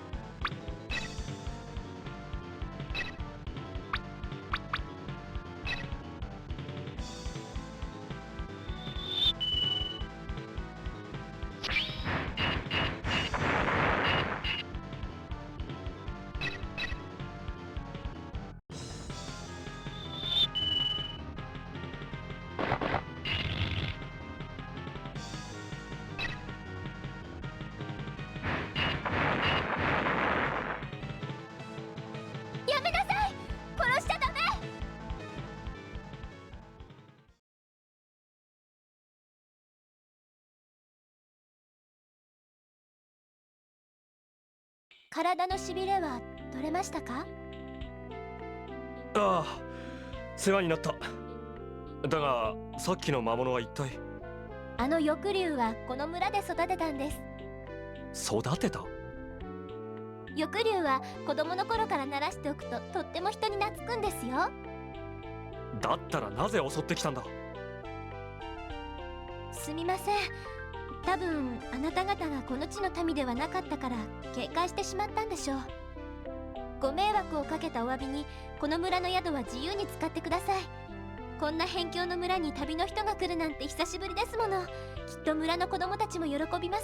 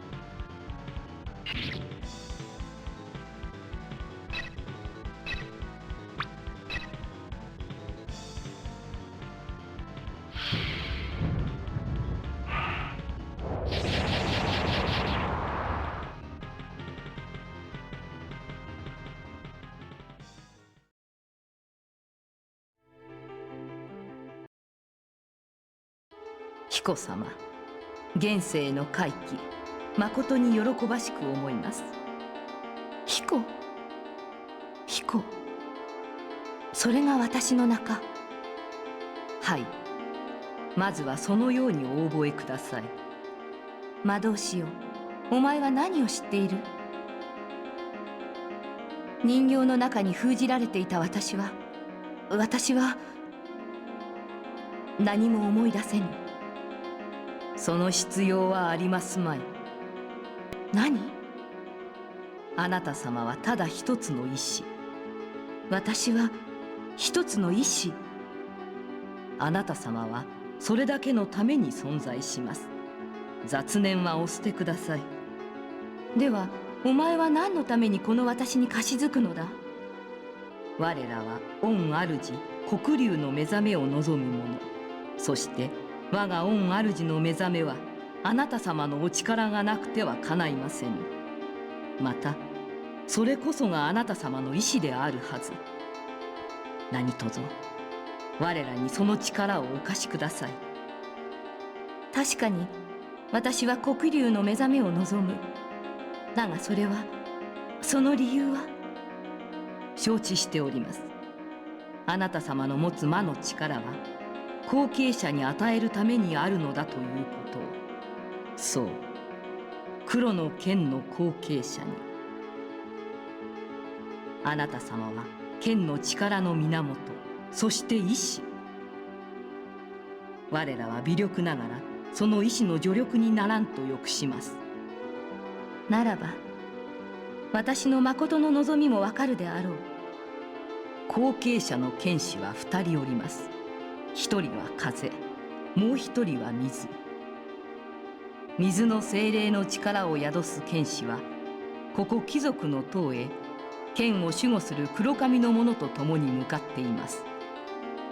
2人か。ではその者らに試練を与えよう。この塔を登り、この私に触れることができた剣士こそ剣の後継者にふさわしい。早々に歓迎の準備をいたしましょう。剣士よ、黒の剣と共に私のもとへ来い。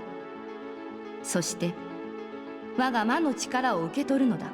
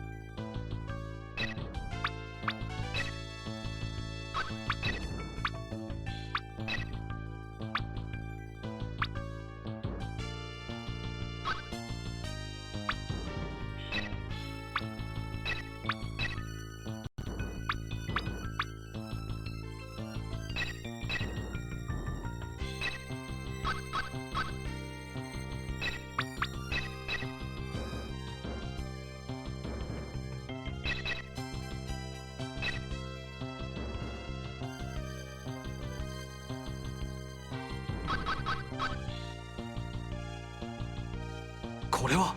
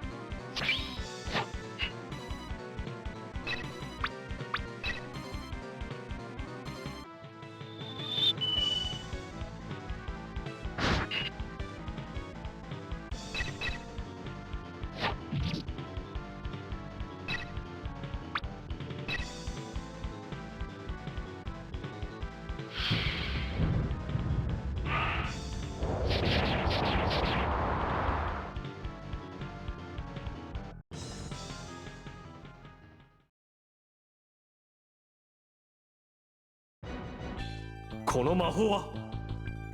式神、やっぱりあいつも呪符魔法を。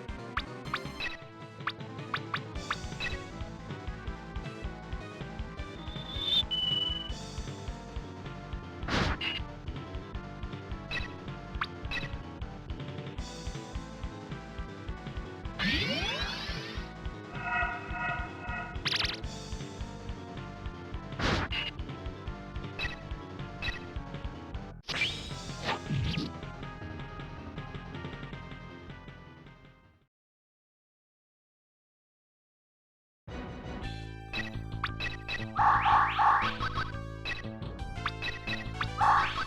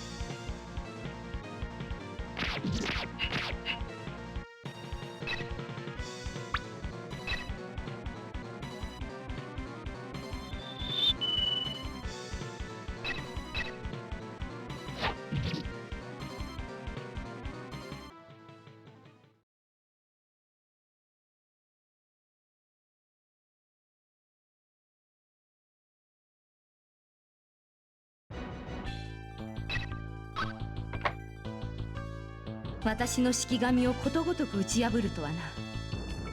剣士カイエスよ、その技量十分に見せてもらった。まずはこの私のもとへたどり着いたことを祝福しよう。だがお前たちはすでに私の敦煌陣へ踏み入ってしまった。もはや後戻りはできぬと心得よ。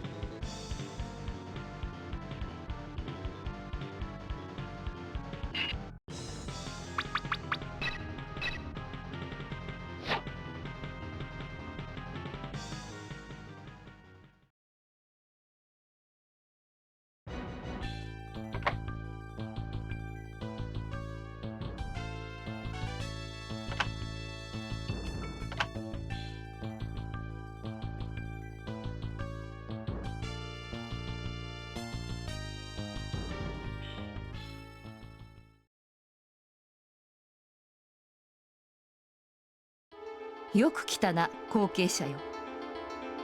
今こそお前に魔の力を授けよう。待て。それよりも獅子神剣を返してもらおう。それはこの国の領主から俺が預かったものだ。この国のだと？違うな。この剣は古くからこの場所に奉られていたものだ。貴族たちは侵略の際にそれを持ち出したに過ぎん。なぜそんなことを知っている？お前は何者だ？魔導士どもは私を彦と呼ぶ。それ以外のことは知らぬ。いや、なすらも意味はない。ただあるのは意志のみ。黒の剣を継承しうる者に強大な魔の力を授けることだ。それを受け取らねば黒の剣を使うことができないとでも言うのか？そうだ。それなくして黒の剣を抜けば迷うことはない。黒竜を滅することができるのは唯一黒の剣だけぞ。ダメよカイエス。黒の剣は呪いの剣。確かに魔の力を持てば剣を支配できるのかもしれない。でもそれはあなた自身もまた魔性のものに変わってしまうということなのよ。その通りだ。剣士カイエスよ、お前がもし黒竜を滅することができたなら、しかる後この世を暗黒に染める魔王として君臨するであろう。最強の魔剣黒の剣の力を持ってな。なるほど、そういうことだったか。お前の正体は黒の剣、いや剣を作り出した魔そのものの意志か。剣に支配され魔となるか、魔となって剣を支配するか、どちらにせよ死と破壊の具現者となることに変わりはない。だが剣に支配されれば黒竜を倒すという意志をなくしてしまう。それでは何もなるまい。我が力を受けるのだ。黒の剣の魔に匹敵する我が魔力を。その結果魔人となろうとも黒龍を滅ぼしたいという意志は残ろう。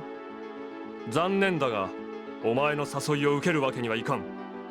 私を拒否するというのか。俺は魔王などになるつもりはない。ならば仕方あるまい。我が力欲するようにしてくれよう。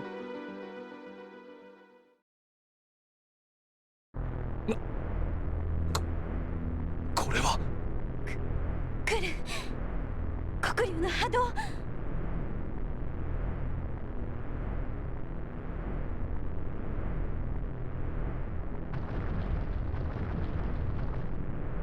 貴様何をした。第二の封印を開いたのだ。この獅子神剣を使ってな。今度の波動は前のと比べ物にならんぞ。どうしてそんなことを？黒龍は生も魔も区別なしに破壊する存在よ。あなただって。黒の剣を覚醒させ黒龍と対峙させる。唯一それが我が意志。そんな。カイエスよ、お前が私を拒むのは構わぬ。だが私の存在なしに黒龍を滅することはできぬ。それは覚えておくがいい。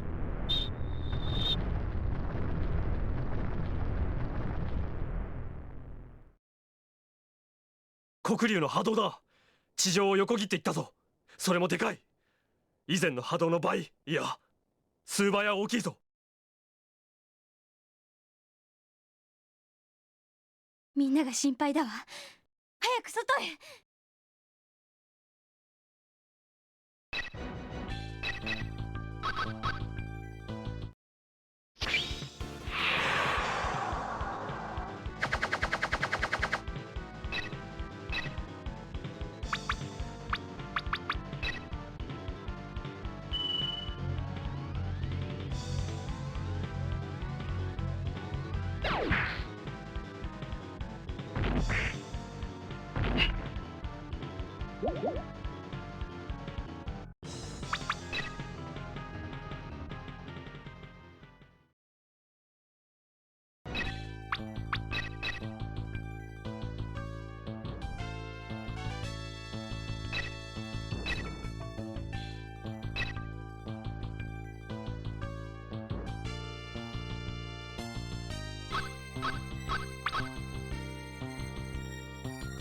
古代文字で何か書いてある。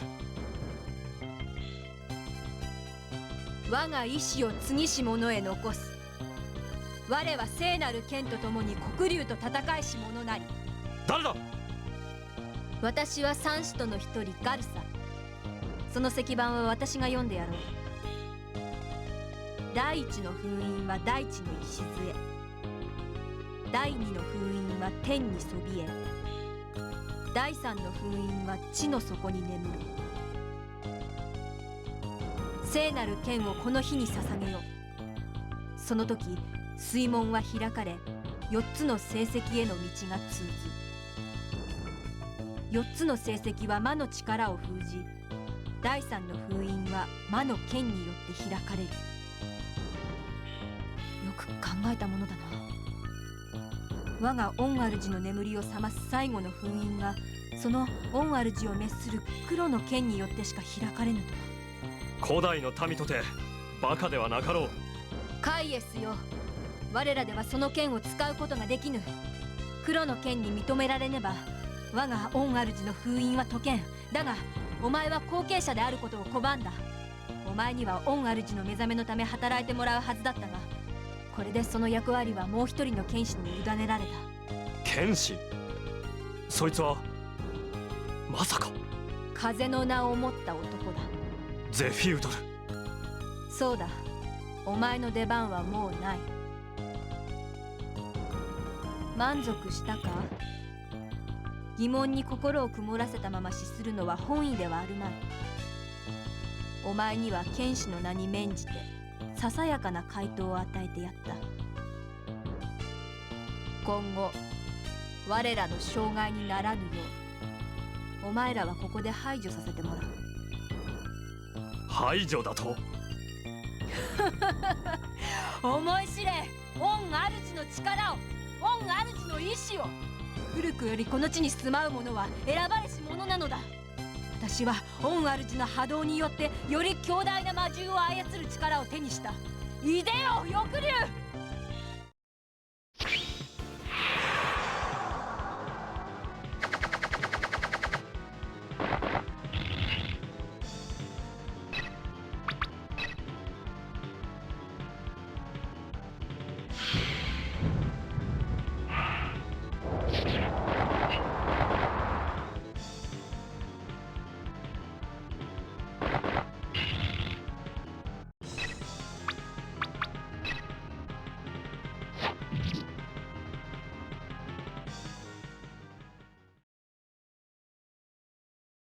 お前の負けだ魔導士よ。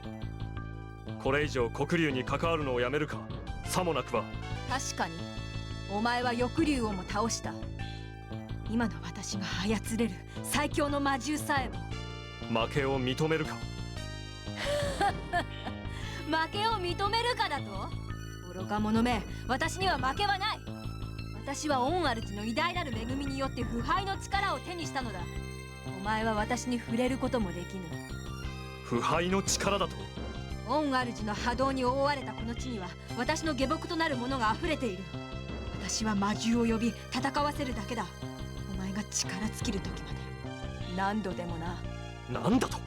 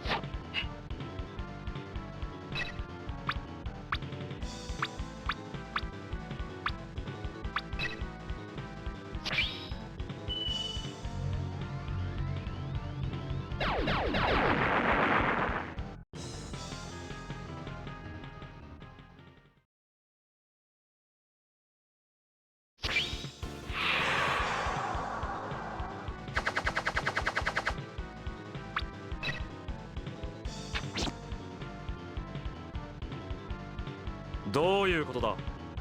この程度の魔物と戦わせて何のつもりだ。あの魔導士の支配力が弱まっている。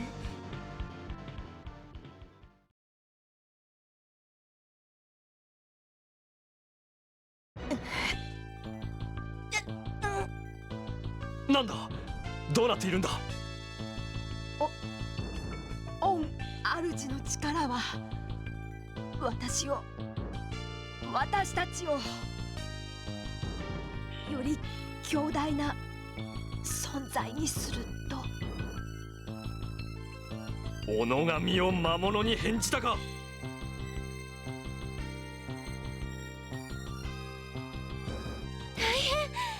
あっちには村が。追うぞ。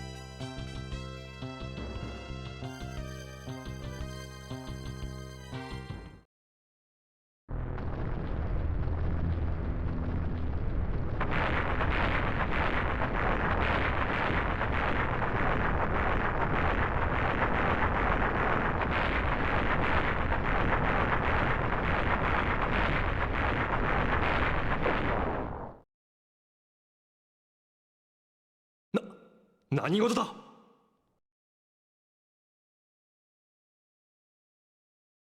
塔が沈んだ。カイエス、あそこから出られそうよ。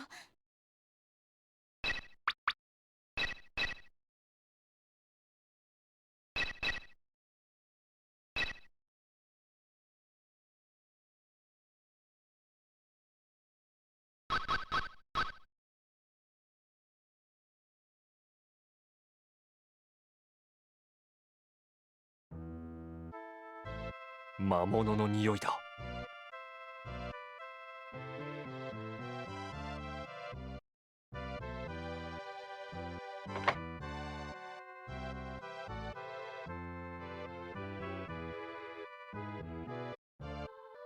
わしが最後じゃな。まだ魔物に返じておらぬのは、お前たちにわしらの知る最後の言い伝えを語ろう。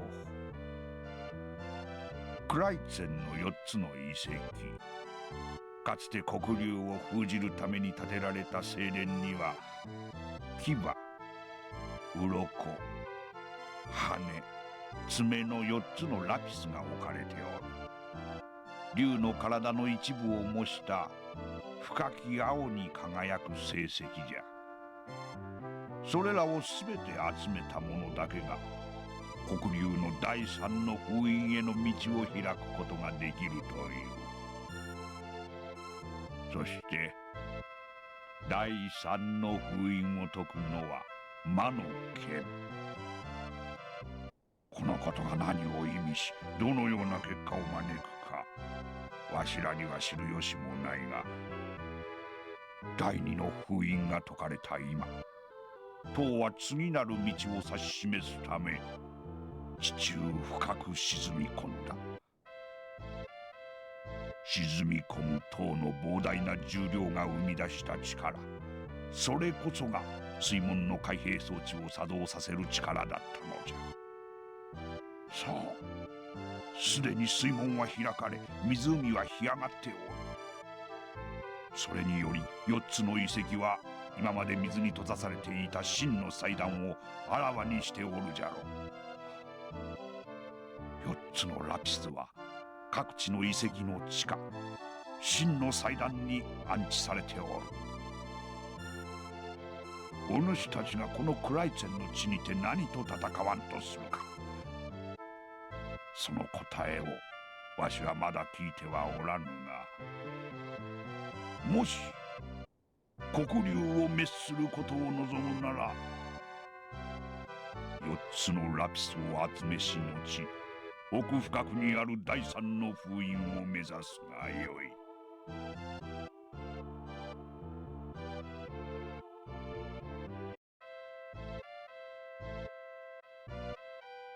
しばし待たれ。お主たちに頼みがある。波動を生き延びたわしの体は変わってしまった。あれからもうだいぶ時間が経つ。かろうじて正気を保ってこれたが、そろそろ限界のようじゃ。わしは魔物の生命力を持ってしまった。自分で命を絶つことができん。何を言い出すつもりだ。まさか。そうじゃ。せめて人のまま死なせてくれ。頼む。もう長いことは持たぬ。魔物になってしまう前に。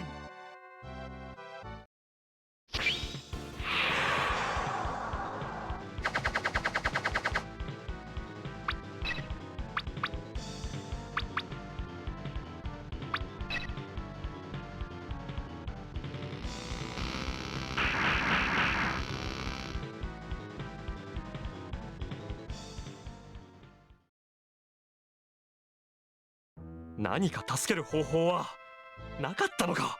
やがてもっと時間が経てば、人であった名残の一片も残さずに魔物になったであろう。そうなれば波動の中であろうと生きていけたであろうな。だがお前たちなら魔物に代わっても流れたいと思うのか。お前たちにはむごい役を負わせてしまったな。すまなかった。しかし礼を言うぞ。わしを人として死なせてくれた。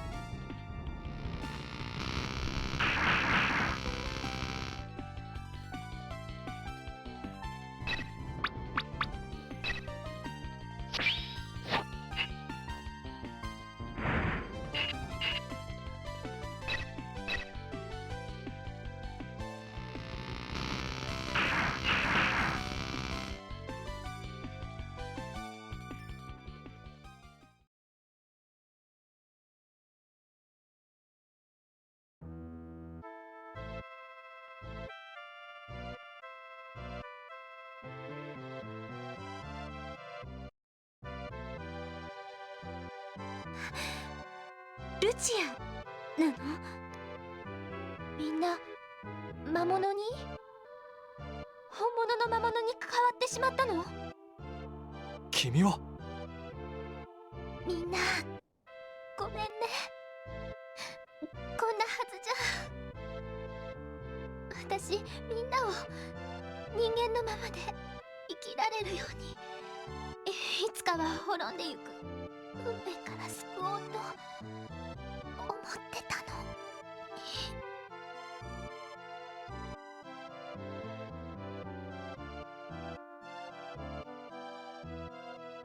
この村は死の村になった。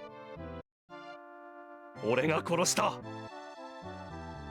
あの時塔で誘いを拒否したから彦は封印を解除した。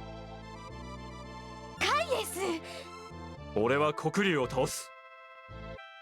そのために黒の剣が必要なら魔性のものとなるしか。剣を使えぬのなら魔性にもなろう。俺は黒竜を倒す。あなたが魔に落ちても剣を使うというのなら、私は剣を渡さない。黒の剣に認められる人物を探していたんじゃないのか。黒竜を倒すために。託せる人よ。私が探していたのは、今のあなたには黒の剣を託すことはできない。しかし頭を冷やして、魔性の力を受け入れて黒の剣を支配しても意味はないでしょう。もしそれであなたが黒竜を倒せたなら、それは黒竜以上の魔が生まれるというだけのことなのよ。君は冷静だな。カイエス、これ以上君と一緒にいる必要はなかろう。黒の剣を俺に使わせる気がないのなら、離れるわけにはいかない。黒の剣が認めたからか。俺が頭を冷やすのを待つと。そうよ。約束もある。仕方がないな。4つのラピスを集めましょう。今できるのはそれくらいだわ。湖の遺跡か。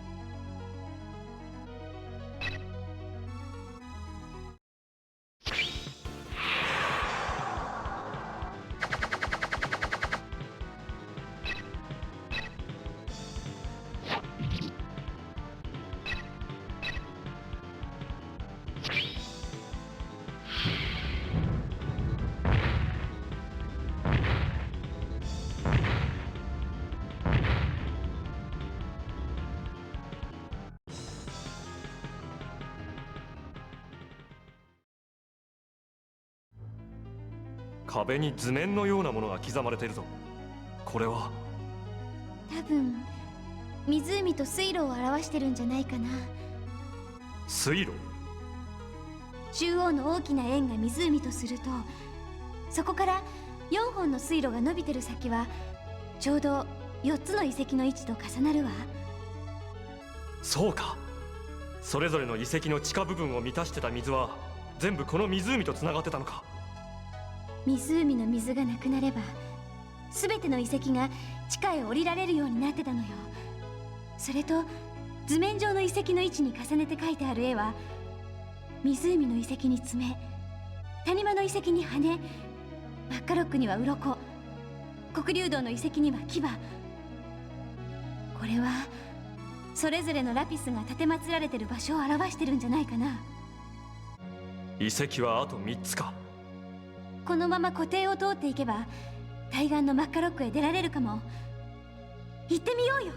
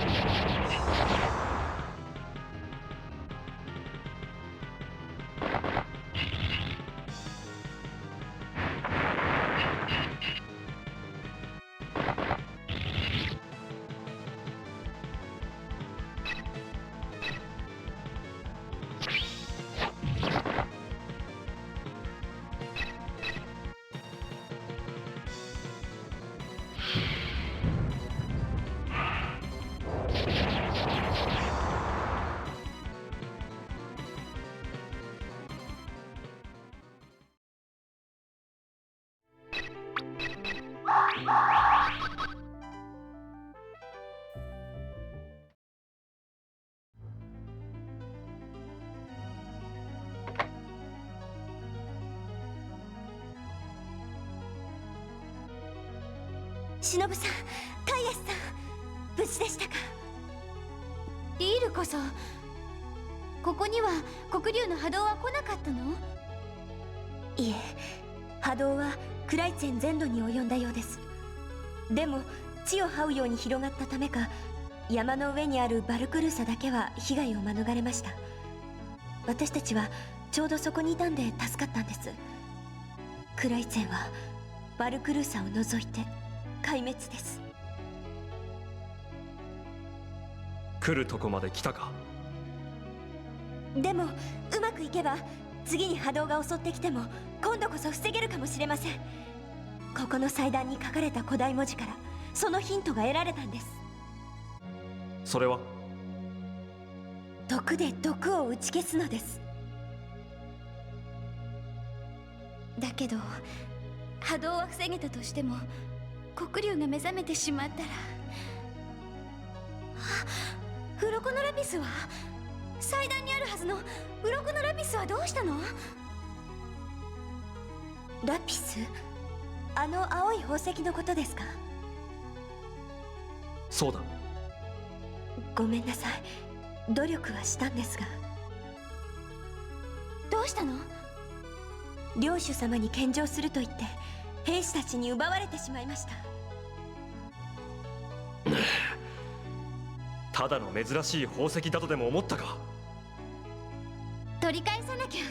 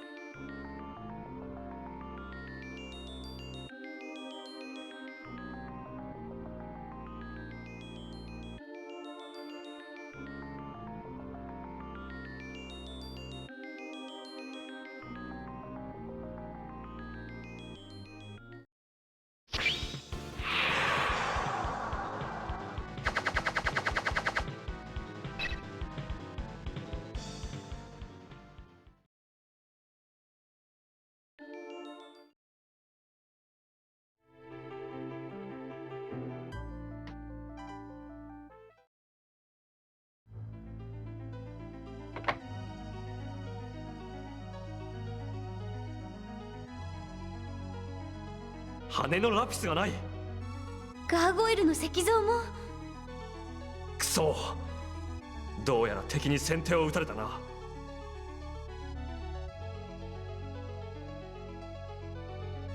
お前は。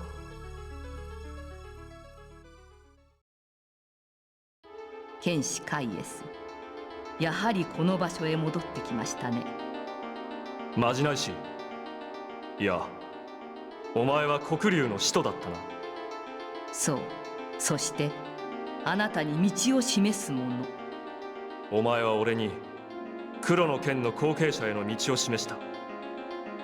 それは黒龍の封印を解かせるためだった。だがお前たちはそれでいいのか。封印を解くべき黒の剣は同時に黒龍を滅するものなのだぞ。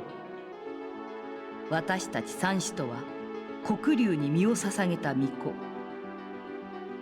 すべては運命の織糸に組み込まれていたのです。人形に封じられていた剣の意志が目覚め、その剣を携えし黒髪の一族の者、そして剣の継承者たる剣士が一堂に会した。今この時こそが我が御主黒龍ライベルンが目覚める時。我が御主が黒の剣によって倒されるか否か、それもまたあなたを含めた我々の選ぶ意図。なるほど。ならば俺は黒龍を倒すぞ。お前はどうする？俺を止めるか？止める気になればいつでも止められます。ほう。私の力は鏡。でもまだその時ではないでしょう。あなたが黒の剣の後継者として彦様の魔の力を受け入れるならば、私たちが戦う必要はありません。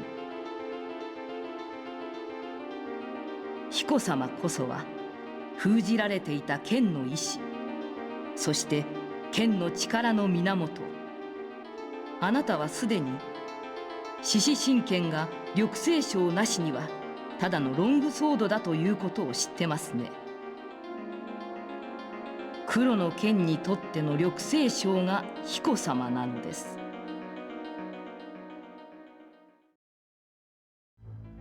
では黒龍道にてお待ちしています。あなたに天地の精霊の加護があらんことを。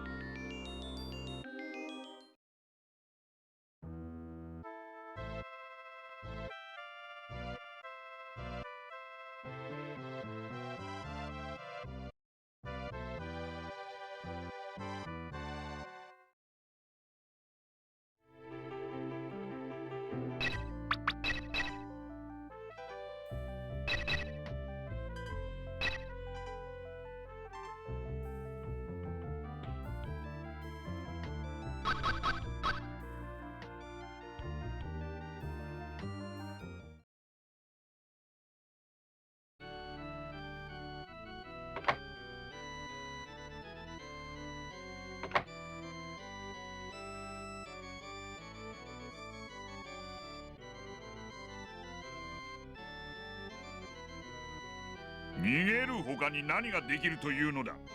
我らの力では黒龍には太刀打ちできん。市民を捨て自分たちだけが助かろうとする気か？貴族には国を守ろうという勇気はないのか？こんな土地に未練などないわ。どうせわしらは移民だったのだ。ふるさとの地へ帰ればいいだけのことよ。黒竜をめぐる争いは元はといえばお前たちが遺跡の調査を命じたことから始まったんだぞ。しかしあんなとんでもないものとは思わなかったんだ。わしはただ古代の知識と財宝が欲しかっただけだ。わしらのせいじゃない。無責任極まる連中だな。こんな奴らにこの国が治められていたとは貴様らは許せん。待て、剣を抜くんじゃない。そうだ、お前に水晶の鍵をやる。あの鍵さえあれば城に残してきた宝物は取り放題だぞ。だからな。ではこれを。おや、妙だな。確かに持っていたはずなのだが、どこかに置き忘れてきたか。それともまたメルフィナがいたずらして持ってったのかもしれん。あの子はキラキラするものが好きだから。そういえばメルフィナはどこだ。どうせその辺で遊んでるんだろうが、もし見かけたら鍵はあの子からもらってくれ。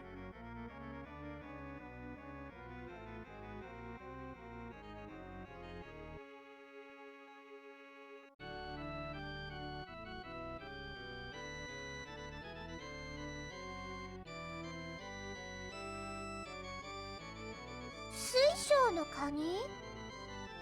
お父様があなた方にお渡しするよう申されたのですか？でもここにはありません。鍵はお父様のおられる部屋のベッドの中に隠してありますの。お父様を驚かせて差し上げたくて。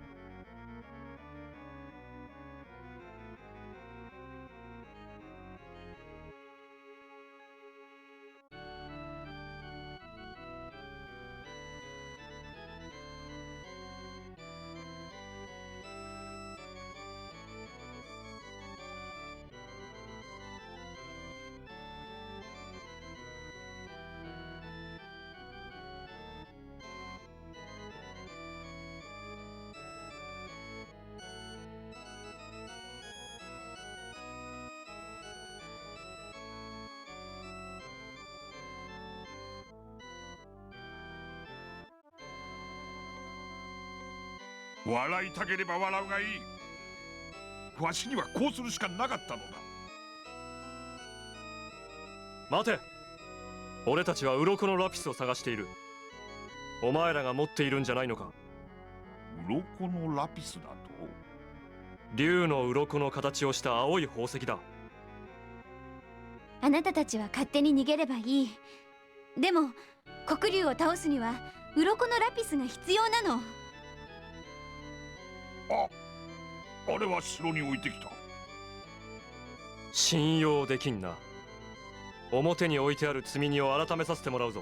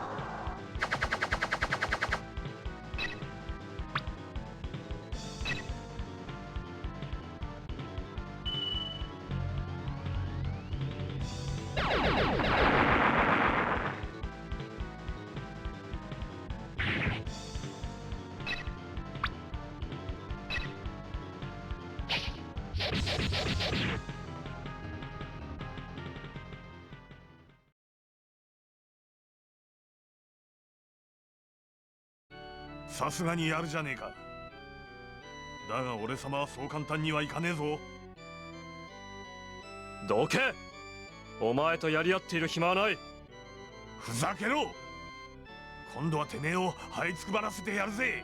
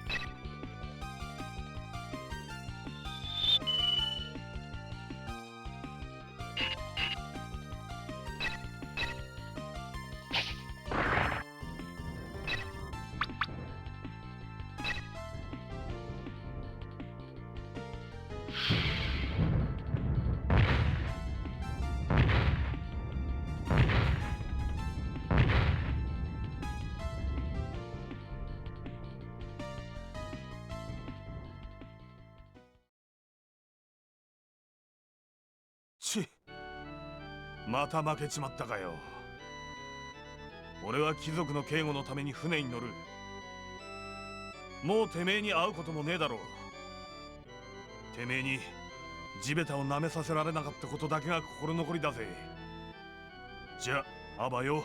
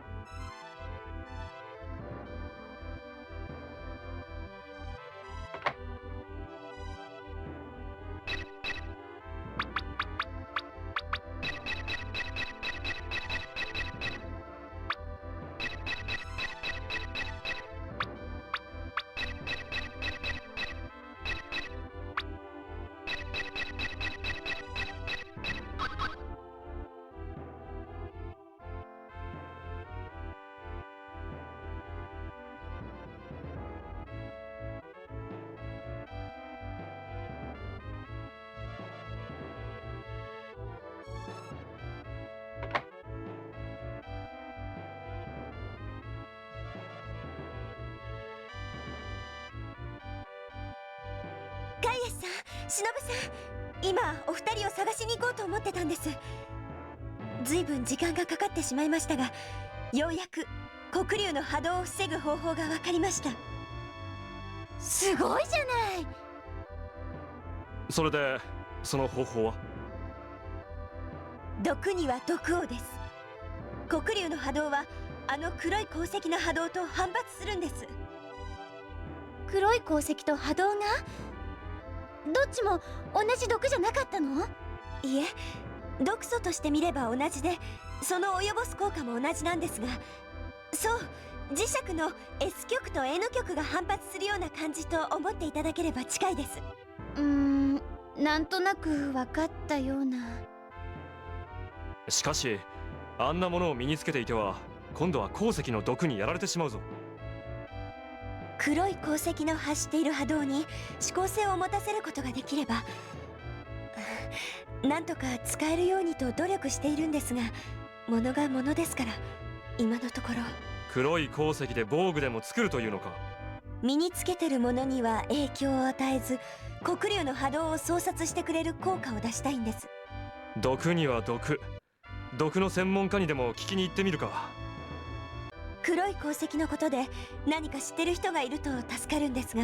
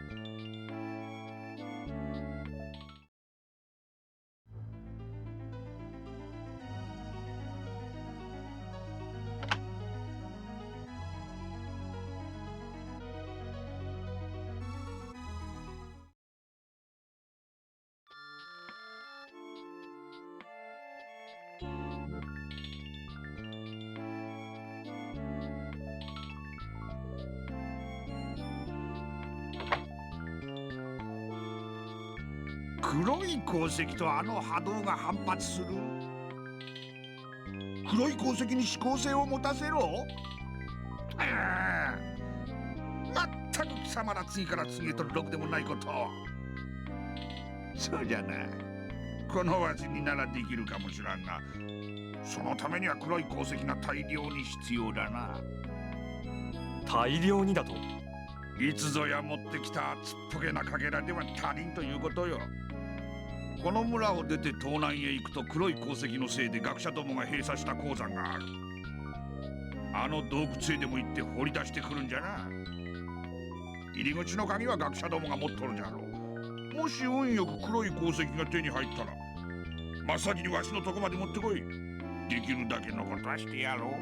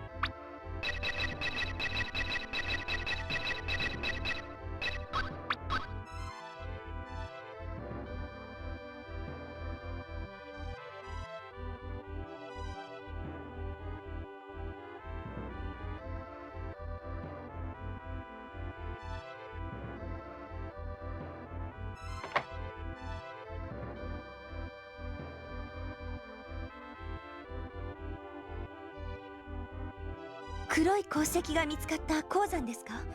どうしてあんなとこへ？黒い鉱石を防具にするのならそれなりの量が必要だと思うがな。いいのでしょうか？そんな危険なことまでカイエスさんと忍さんに頼って。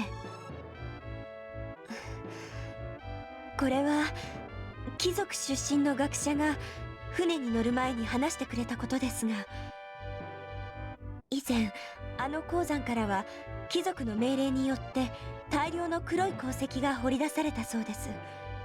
彼らはそれを自分たちの身を守るためだけに使おうと隠し持ち、古文書の検閲した箇所に記された製法で密かに波動防御の装備品を作っていたと。ですからその時の大量採掘が原因で鉱山にはもうほとんど黒い鉱石は残ってないんです。私たちが発見した時、あんな小さなかけらしか見つけられなかったのはそのせいだったんです。今あの鉱山を探しても思うように黒い鉱石が見つかるかどうか、もしあったとしても奥深い場所にしか残ってないでしょう。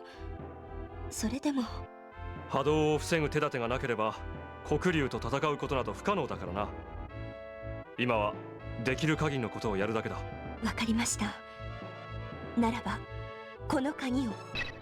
この鍵があれば閉鎖した扉を開けられるはずです。すまない。いえ、私の方こそ。それからもし黒い鉱石を見つけたならこの布を使ってください。黒い鉱石の毒を防ぐために開発した試作品です。これで鉱石を包めば水銀の毒が鉱石の毒を相殺してくれるでしょう。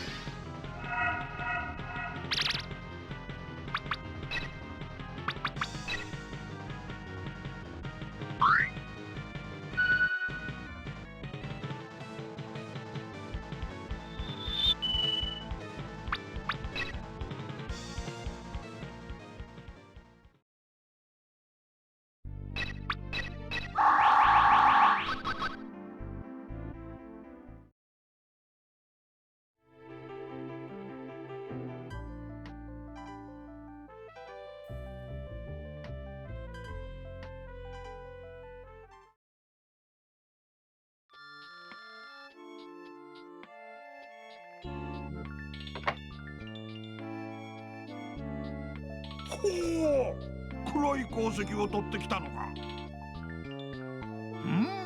しかもこれを包んでる布は水銀を使って生成しておるな。これを考えたのは学者どもか。何奴が作ったか知らぬが、なかなかやるわい。この発想を応用してわしの特製の毒薬を鉱石に注入すれば。よし、少し待っておれ。これじゃ、これじゃ、できたぞ。これで鉱石の性質が大きく変わったはず。では鉱石を防具にできるんだな。無論じゃ。だが言っておくが、ここにはそんな設備などないぞ。わしは薬師じゃからな。あとは学者どもにでもなんとかしてもらえ。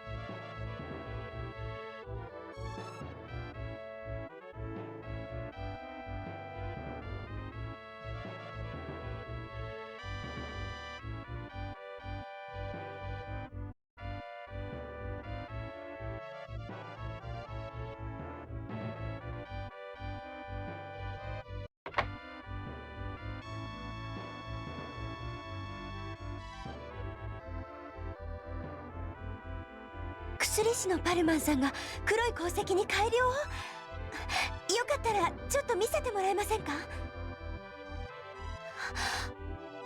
これはそうか、なるほど、すご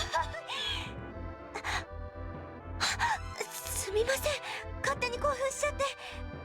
でもこんな思いもよらない元素転換を。さすがに毒のことでは素晴らしい仕事をする人ですね、あの方は。どうだ、防具を作れそうか？そうですね、ここまで原料が完成されていたら私たちでも作れるでしょうけど、どうせなら武具を専門に作ってる方に依頼してみたらどうですか？今町では評判の名人がいるそうですね。私たちも鉱石の改良に成功したらその名人に作っていただこうと思ってたんです。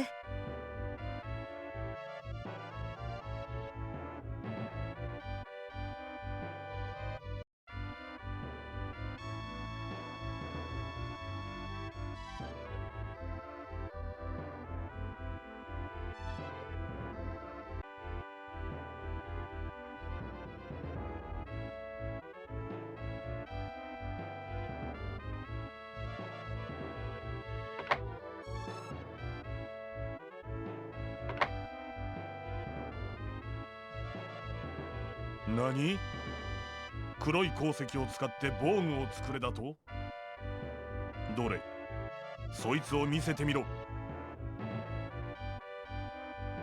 おほう、これが。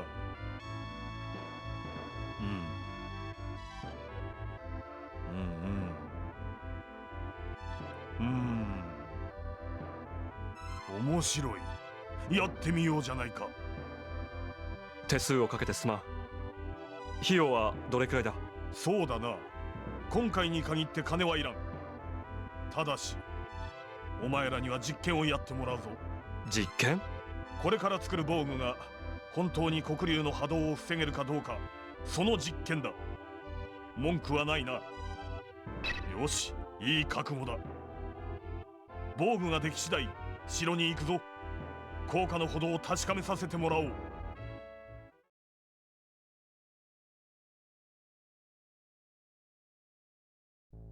では始めるぞ。これが昨夜徹夜して作った黒い鉱石製の防具だ。2人分ある。この鎧はすごいぞ。装備すればもちろんだが、持っているだけで波動を近づけない効果がある。本当か？と思う。ま、多分大丈夫だろう。ほら、ボケっとしとらんでさっさと城の中に入らんか。実験にならんぞ。本当に大丈夫なんだろうな。だからそれを実験するんだよ。早く行け。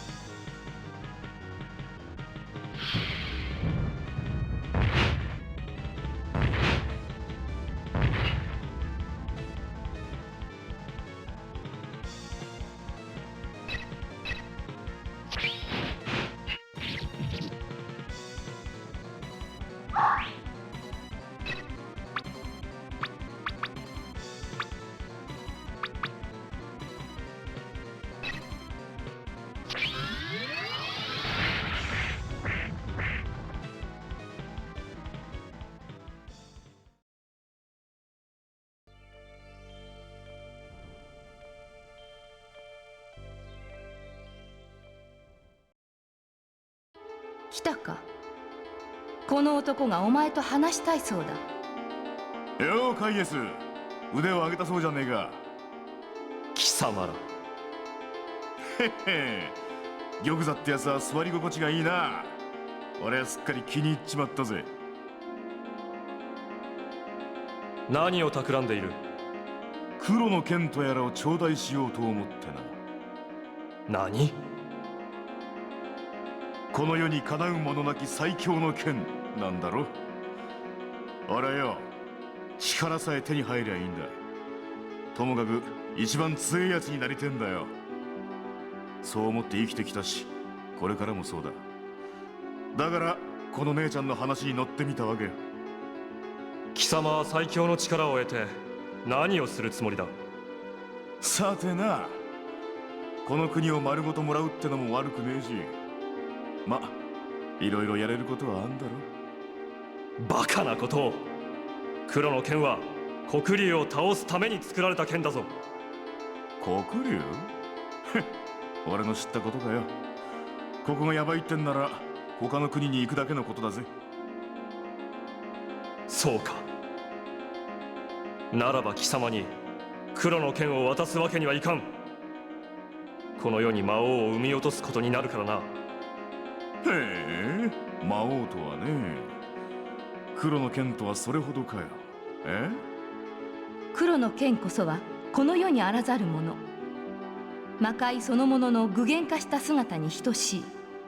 だが私の力を受け取らぬ限り使うことはできぬ。そういう話だったな。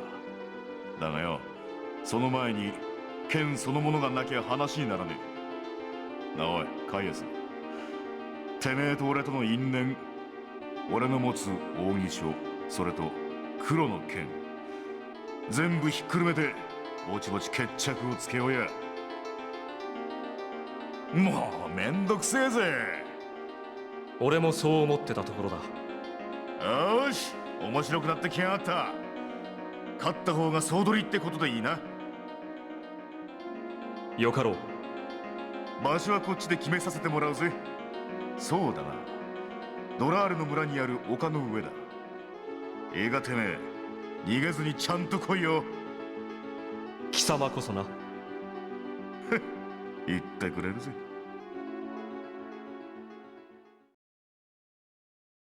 そういや、てめえに剣をくれてやるって話があったな。獅子神剣か？第二の封印を解く鍵となった剣だ。もはや私には必要のないもの。この男に使わせようと思ったがいらぬという。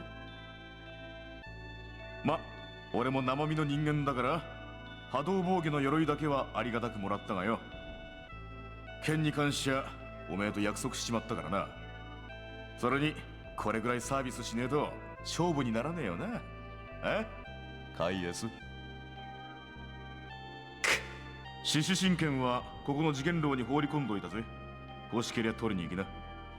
だがタダでくれてやるってのも芸がね。そうだな、こいつはその辺で拾ったもんだが、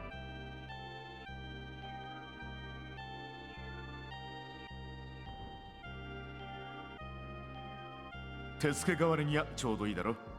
せいぜい仲良く遊んでな。じゃあ、あわよ。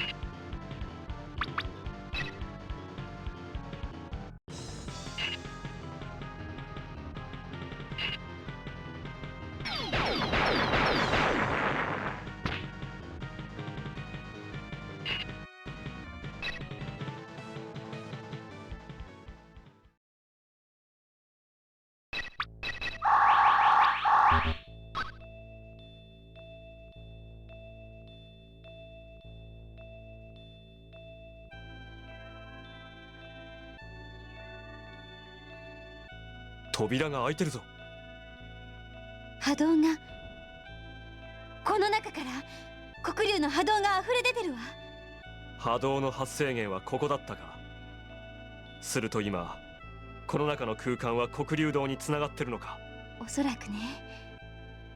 でもそれって私たちが通れるような空間とは思えないわ。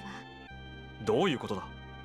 ここに閉じ込められてた時にいろいろ調べたんだけど、奥の方に進むほど空間がねじ曲がっていて、そのよじれた隙間からまた別の空間につながってる感じなの。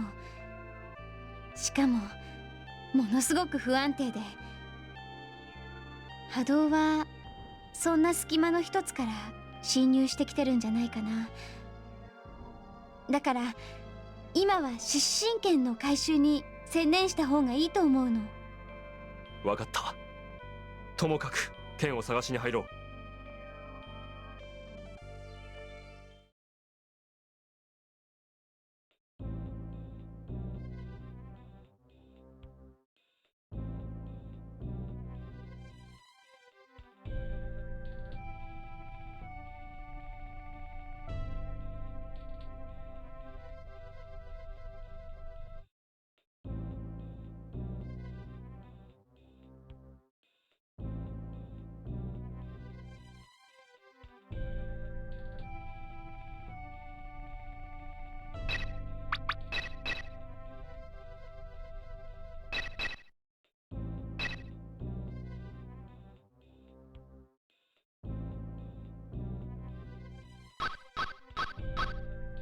剣に魔物が。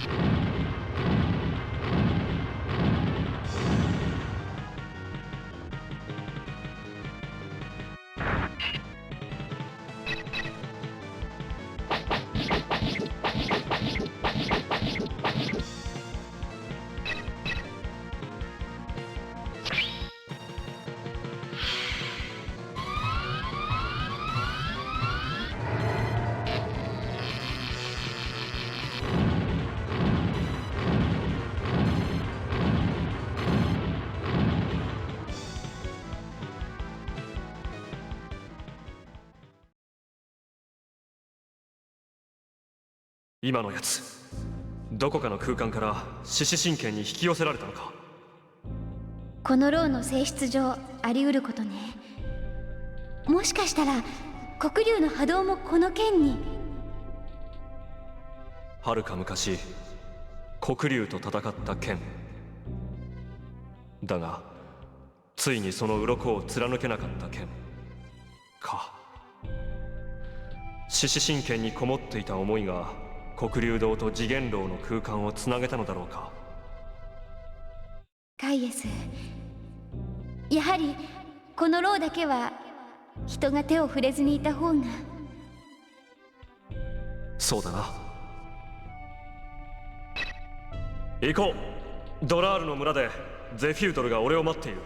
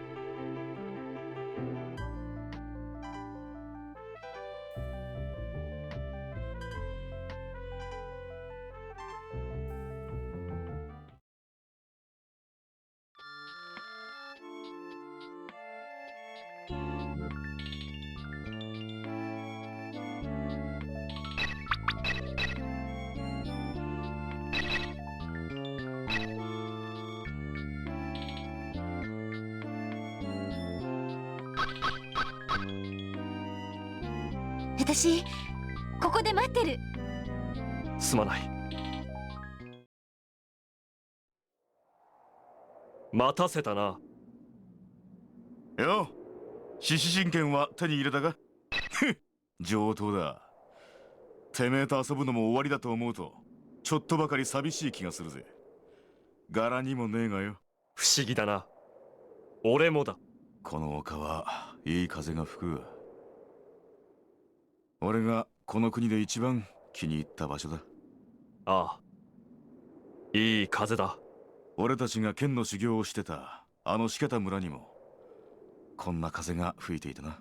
ああ、そしていろんな男たちがいた。中でもてめえは堅物だったな。俺反対にチャランポランでよ。よく足して2つに割ったらちょうどいいなんて言われてたもんだ。さてと。昔話はこれくらいにしようや。そうだな。楽しもうぜ。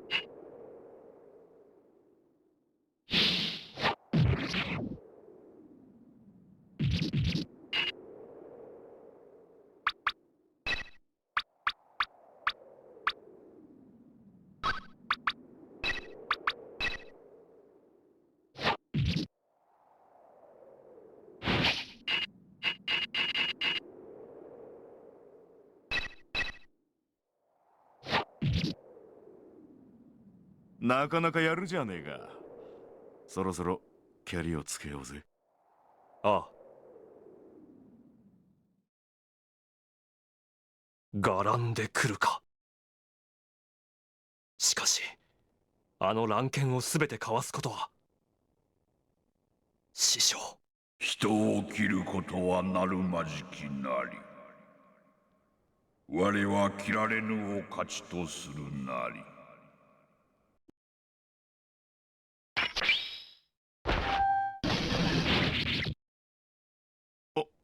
あれ、おかしいな。剣が上がらねえぞ。足も動かねえ。これが負けたってやつかよ。嘘だろ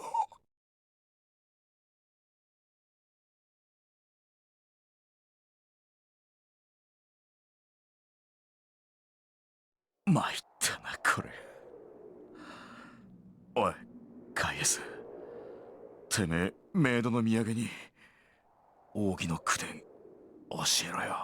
人を切ることはなるまじきなり。我は切られぬを勝ちとするなり。シャレがきついぜ。何が口伝だよ。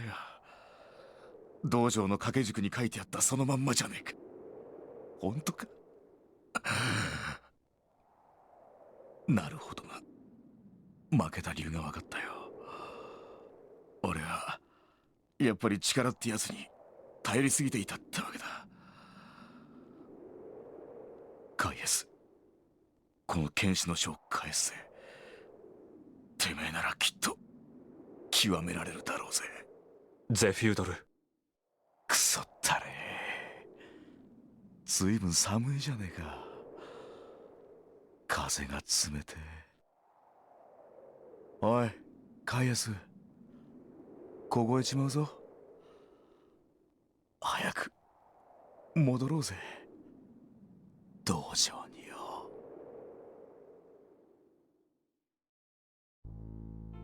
カイエス、この人は結局魔の力を受け取ってなかったのね。あんなに力だけ求めていたのに、どうして？私なんとなく思ったんだけど、この人ってカイエスに似てた。俺に？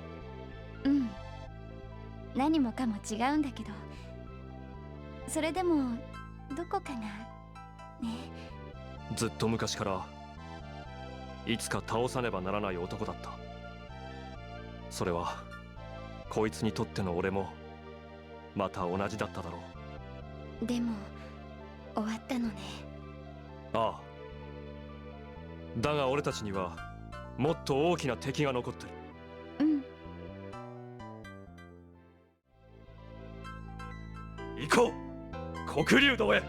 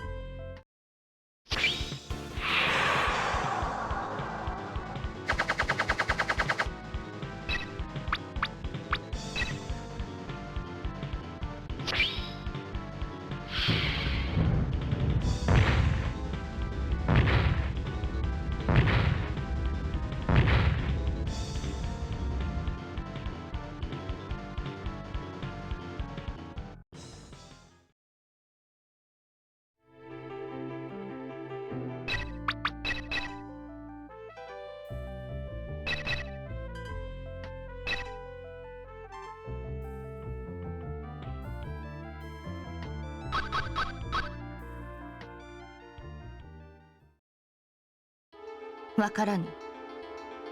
なぜこやつら剣士たちは私の力を受けるのを拒むのだ。このままでは私は剣の意志を全うすることができぬ。どうすればいい？私はどうすれば。そうだ、思い出したぞ。これと同じことが以前にもあった。黒竜が眠りにつく前だ。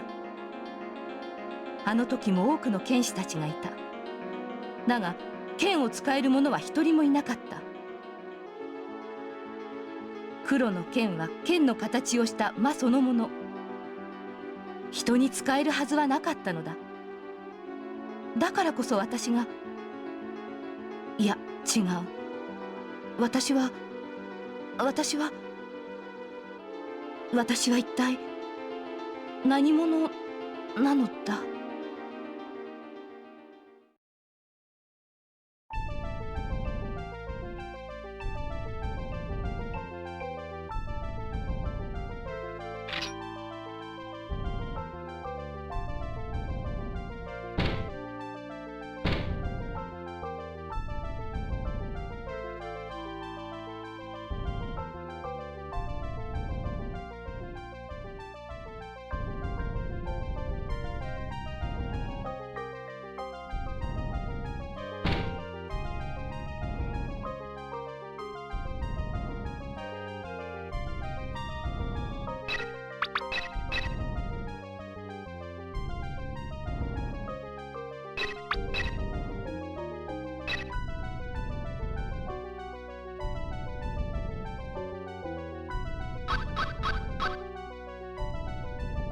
ここに牙のラピスが奉られています。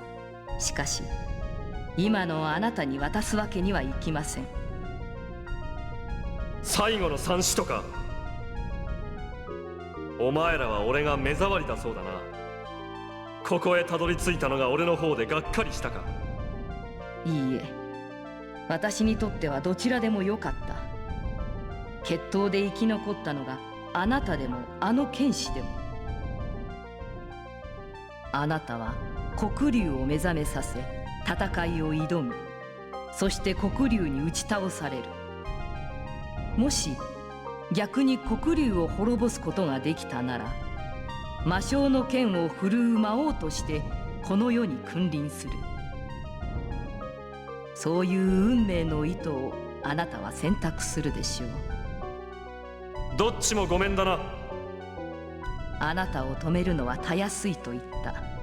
だが止めてしまっては我らの望みは成就しない。ならば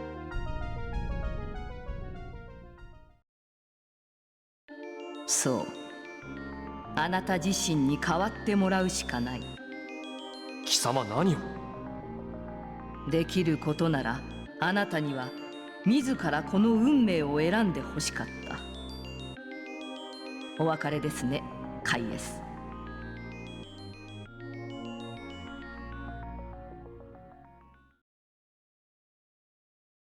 静かだ。なぜこんなにも静かなんだ。嵐はどうなった。船は。カイエス様。まじないしか。俺は。お気づきになったようですね。いかがでしたか。鏡の誘いによるメディテーションは。そうか。そうだったな。まるで長い夢を見ていたような気分だ。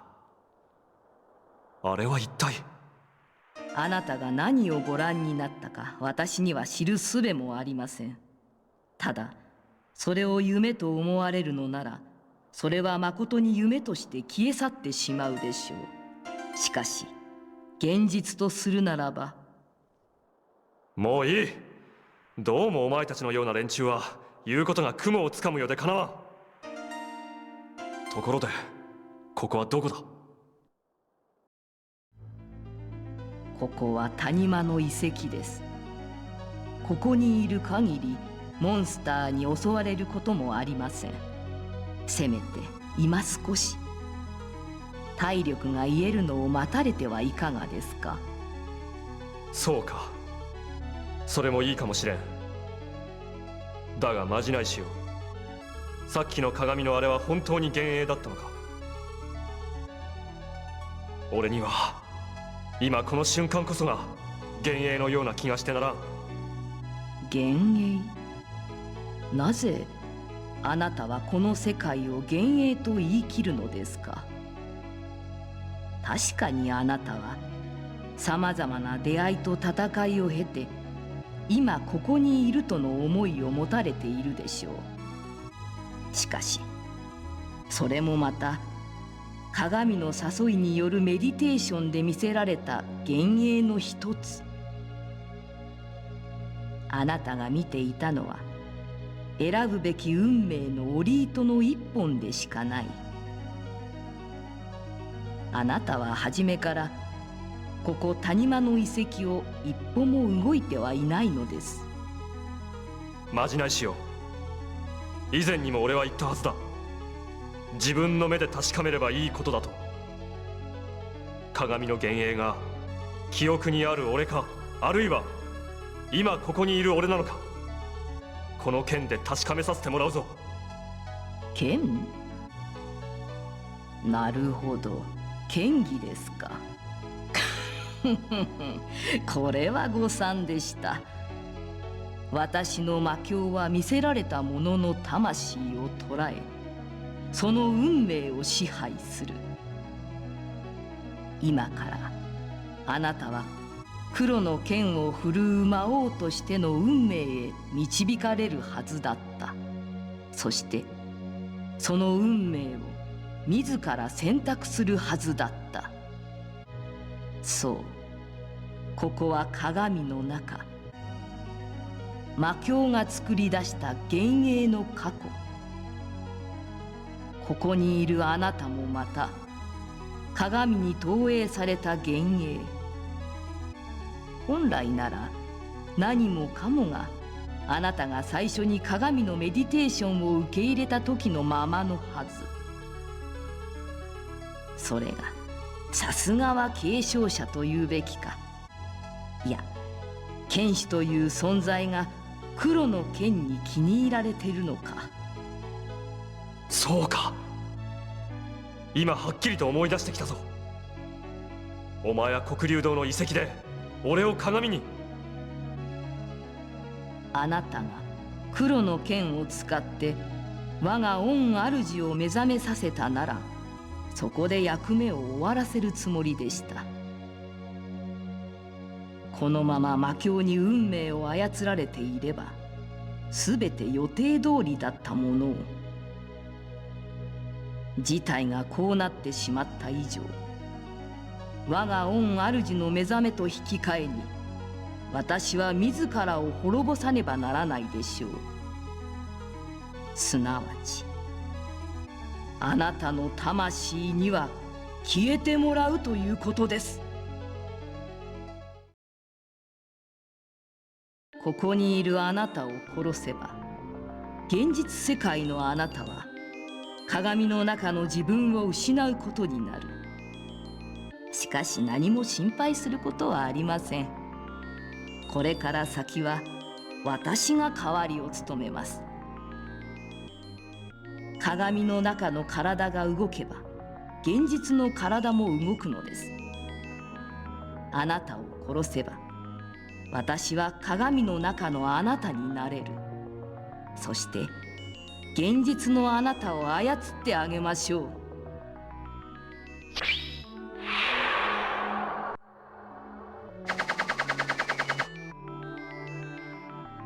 幻影の世界を支配する私もまた幻影。剣で幻が切れるものか。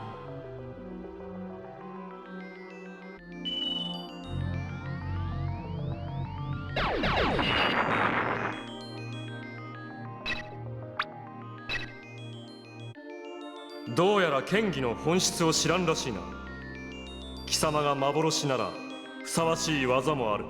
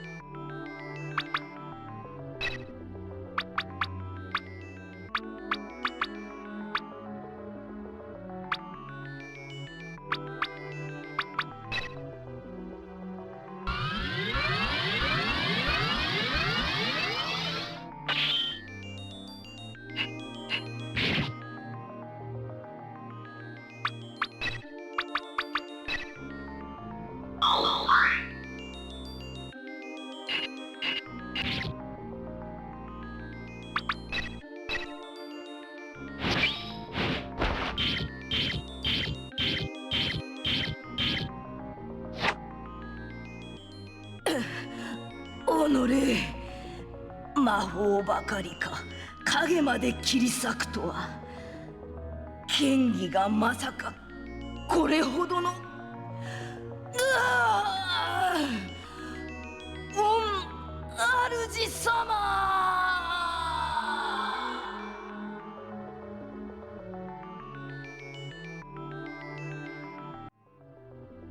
これはベイではない。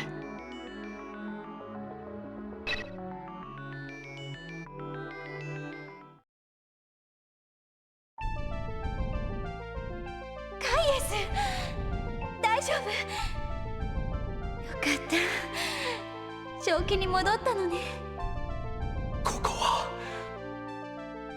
そうか、俺は今まで魔境にとらわれて。一体どうしたの？急に魂を抜かれたみたいになったから。ああ、本当に抜かれていたのかもな。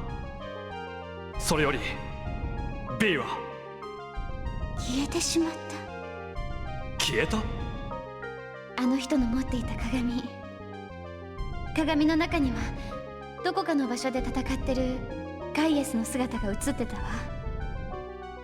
私その不思議な光景に見入られて鏡から目が離せなくなってしまったの。でもガイエスが鎌を持ったやつに勝った途端、鏡が粉々に砕けて、そしたら B も消えてしまったの。まさか。本当よ。でもあの人消えていくときになんだかすごく幸せそうな顔してた。どうしてなのかな。ベイが消えた。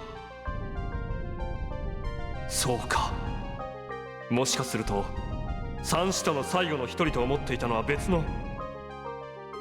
あいつがあのまじない師が幻影の中の俺を殺し、俺の影になろうとしたことを、あれと同じことをすでにやってたとしたら、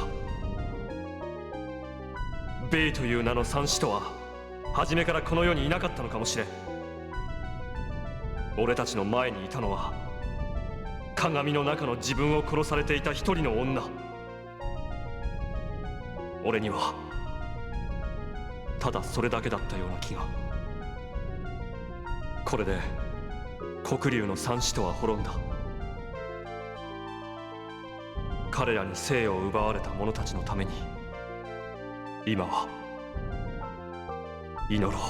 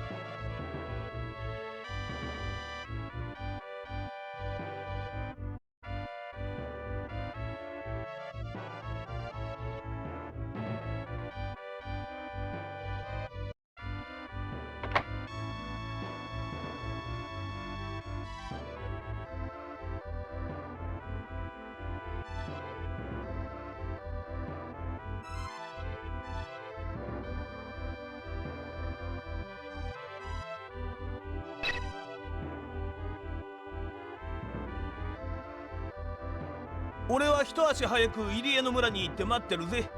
話が済んだら来なよ。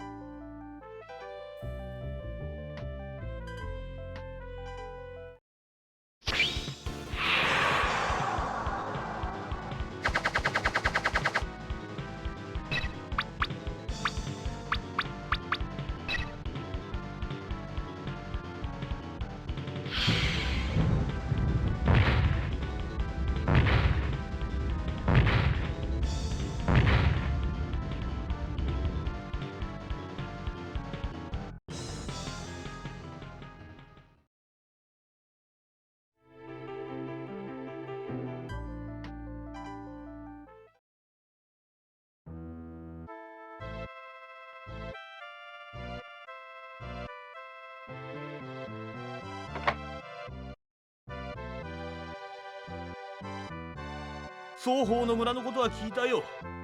2度目の波動の時、俺はバルクルーサにいたのさ。おかげで俺だけ生き残っちまった。別に移民たちがどうのなんて恨んじゃいないぜ。これが俺たちの運命みたいなものだからな。だけどもしあれを、黒竜をあんたたちが何とかできるって言うなら、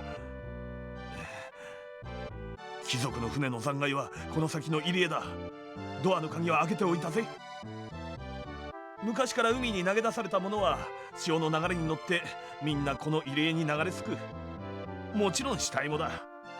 そんな怨念が積み重なったせいか、入江では死者のささやきが聞こえ、行く者を悩ませる。慣れないやつは気が変になっちまうほどだ。だからここにはよそ者を入れなかったのさ。ま、あんたたちなら大丈夫だろうけどね。気をつけていきなよ。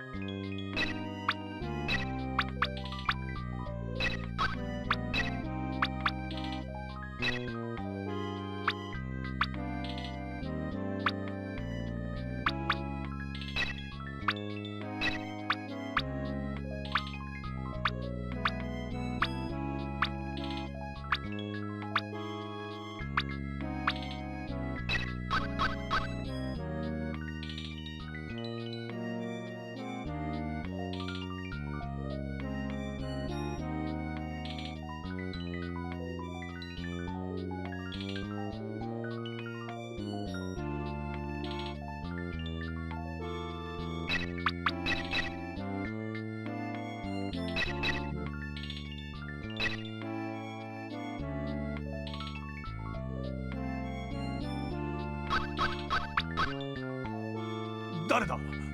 誰かそこにいるのか？お前は？俺に話しかけるお前は？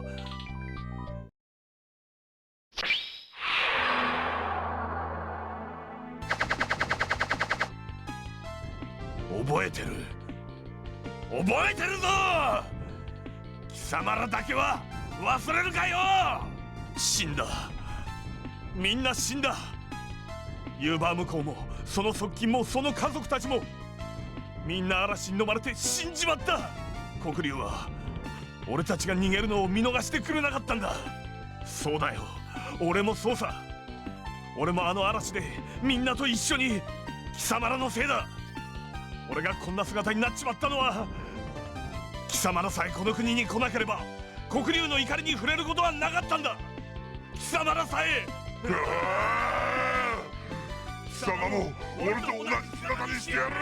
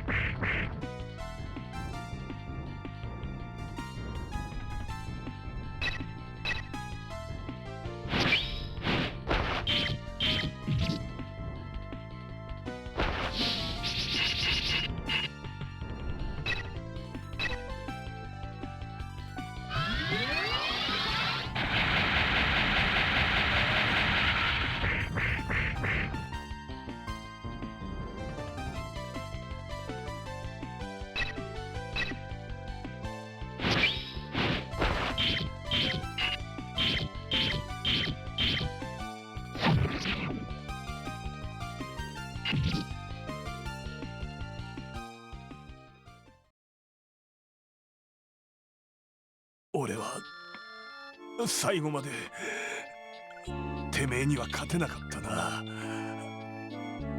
けどよ、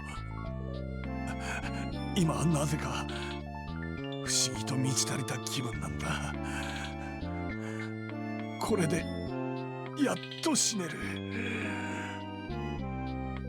カイエス、ありがとうよ。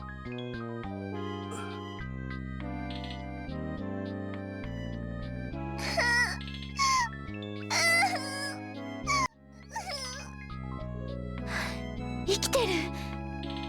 この子生きてるわ。信じられん。屈強な男たちさえ助からなかったのに、なぜこんな女の子だけが。ともかくこの子を連れてここを出ようよ。そうだな。ひとまず安全な場所へ行こう。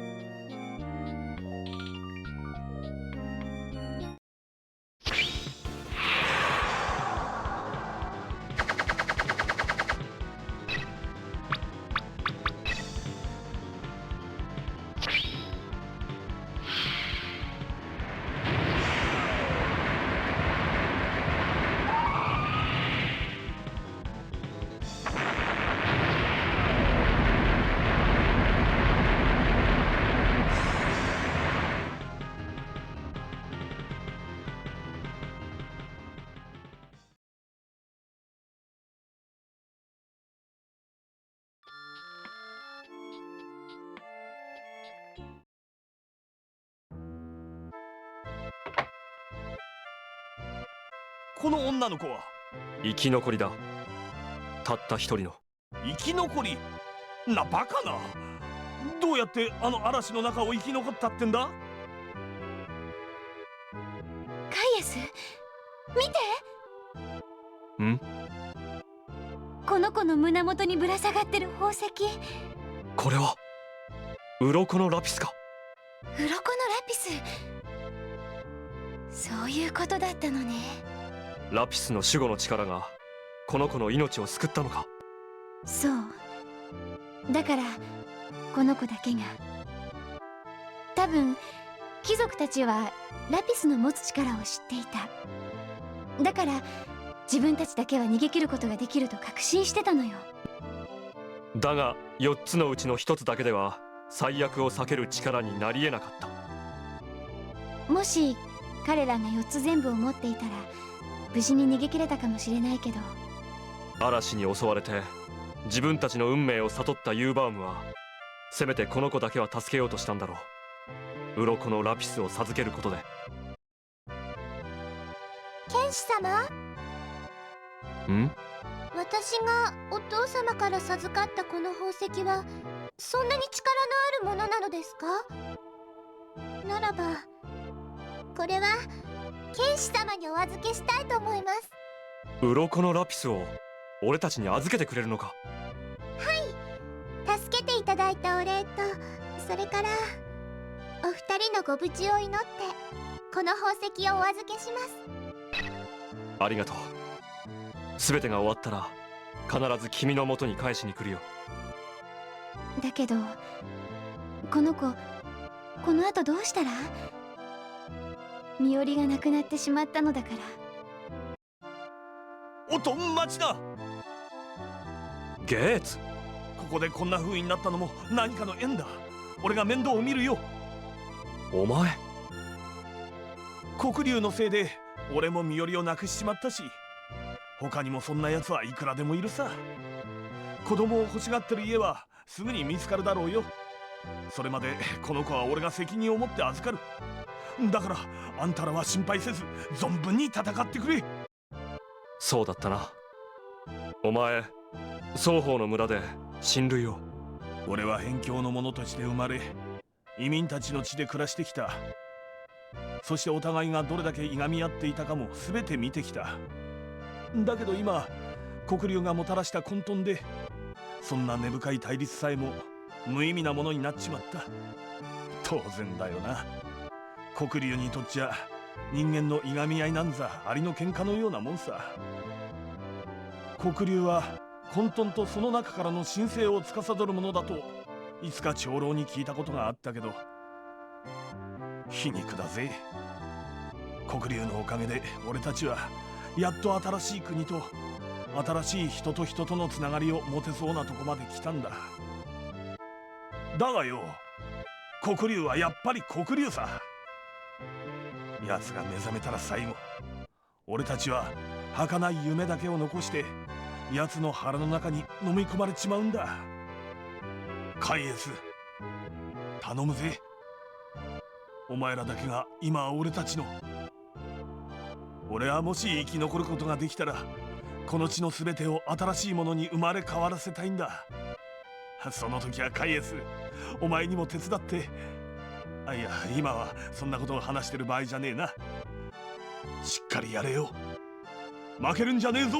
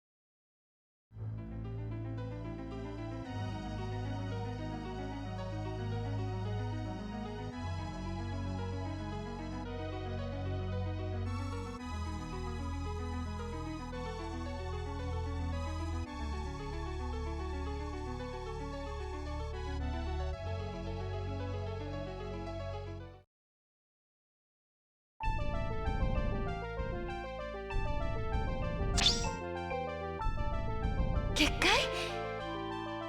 この先に何があるの？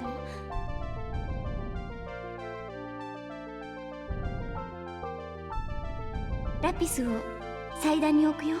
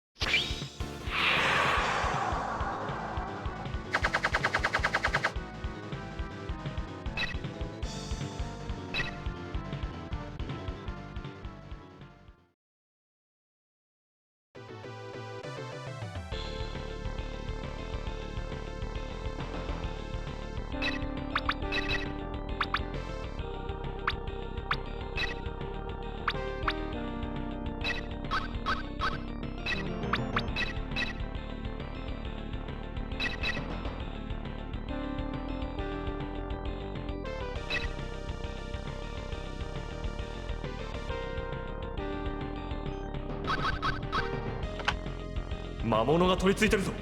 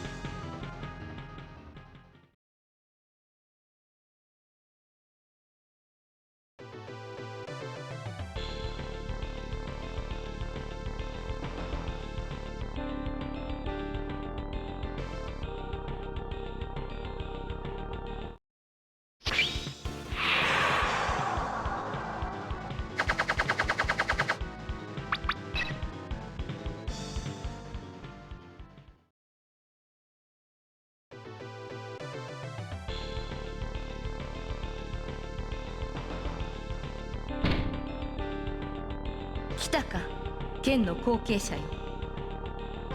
町の亡霊どもに認められたようだな。だがお前は私の魔の力を受け入れぬ限り黒の剣を使うことはできぬ。すなわち黒竜を倒すことはできぬ。お前は剣士の誇りとやらで魔に染まることを拒み、勝ち目のない無謀な戦いへと赴くつもりか。お前は無意に屍を晒すつもりなのか。私は黒の剣の意志。剣の意志は全うされねばならぬ。先へ進むがいい。混沌の回廊へ足を踏み入れるがいい。これで最後だ。大扉の前でお前たちを待っているぞ。式神か。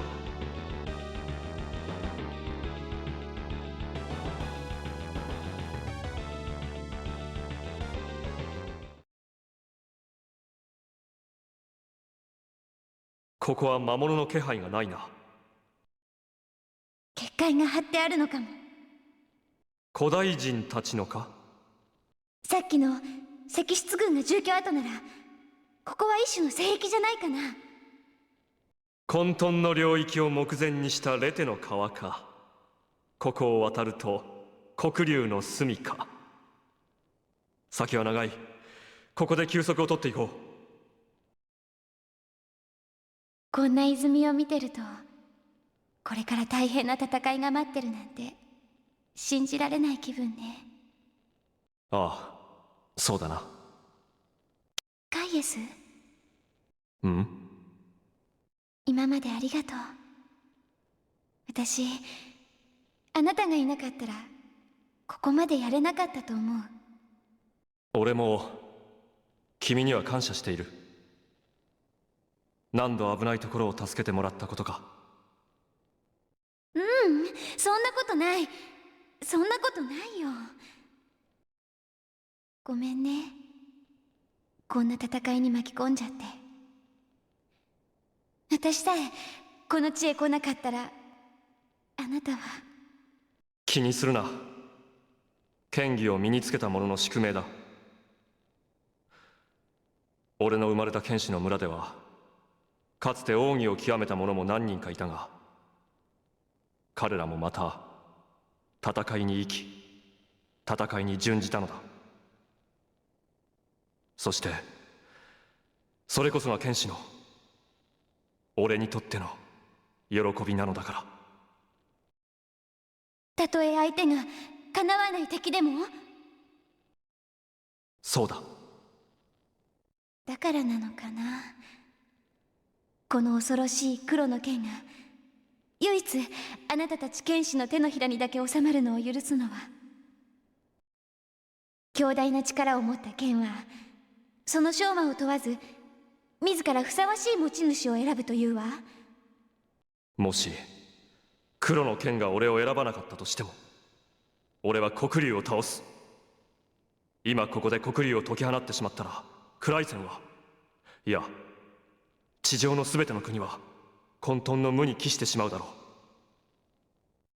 そうね、あなたならできるかもしれない。剣士の名に誓おう。私も付き合うからね、最後まで。でも君は。ダメったってダメよ。しかし深く考えないの。もう堅物なんだから。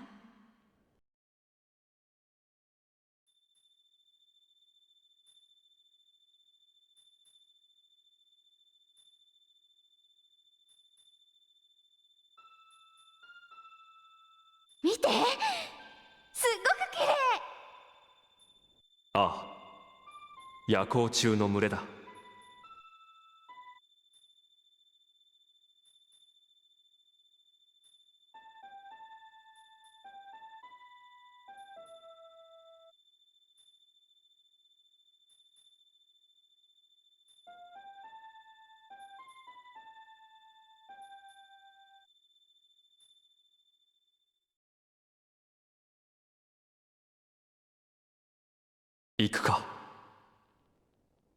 最後の戦いだ。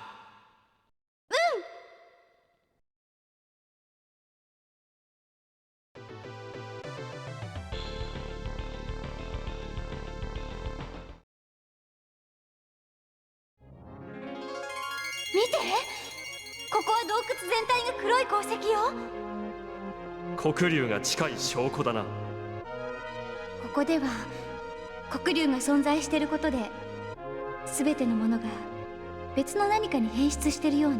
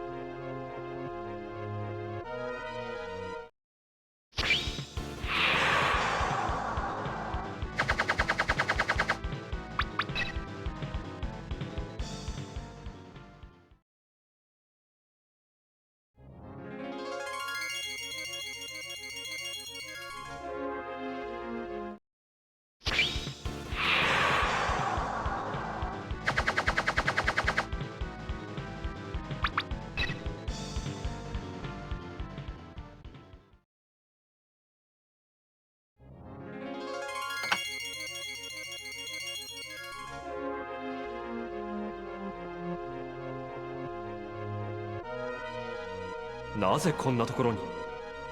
みんな何かに引き寄せられるように歩いていたわ。黒竜か。多分次元牢がこことつながってた時に黒竜に招かれて、波動で体は滅んでるはずなのになおも魅了された魂が主人のもとへと歩みを進ませているのよ。招かれ人。ああなってしまってはもう助けられないわ。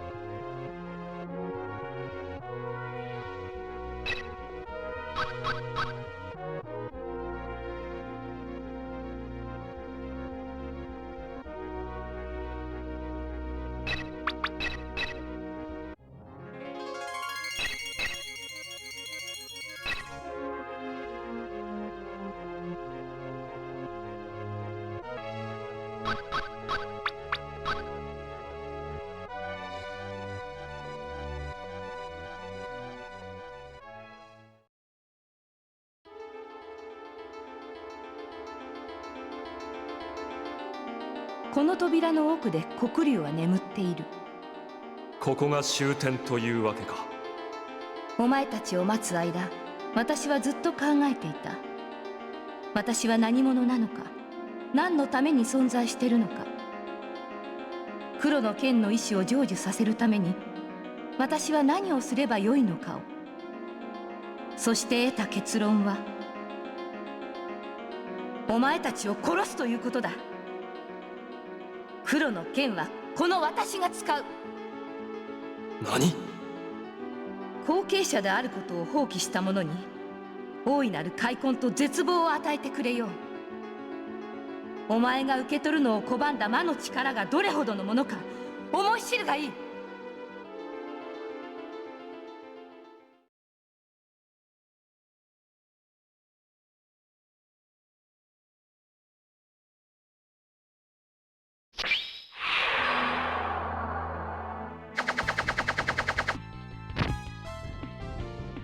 成績の宝刀が、なぜ成績の宝刀が私の力を減じるのだ。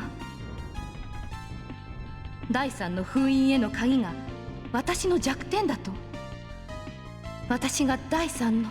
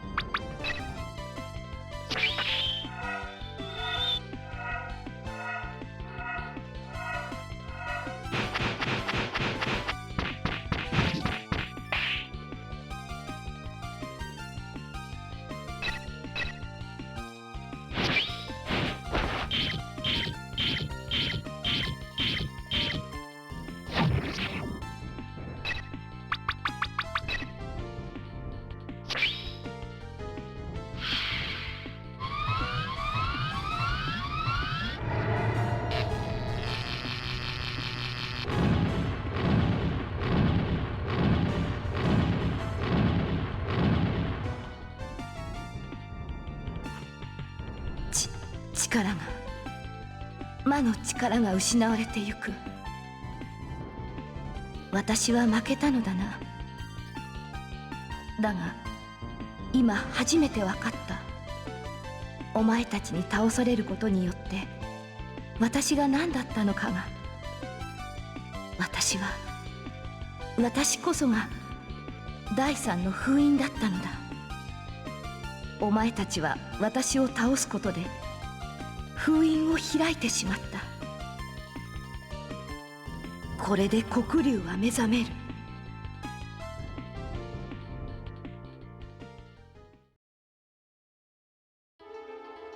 お前は？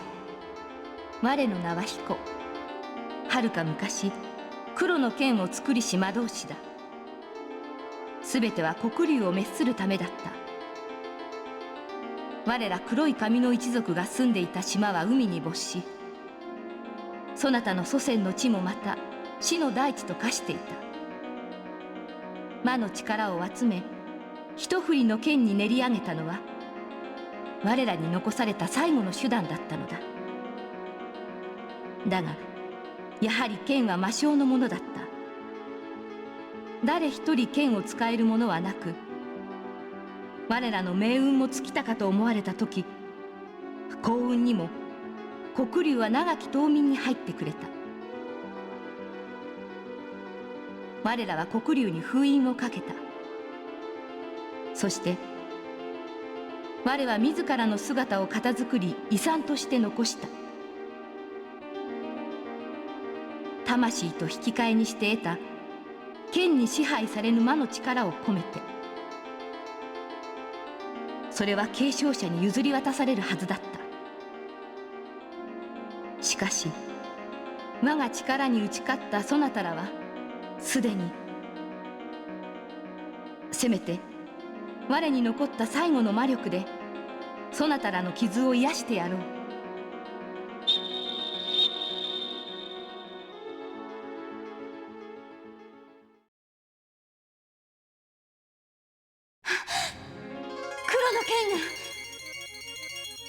どうした？魔力が消えてるわ。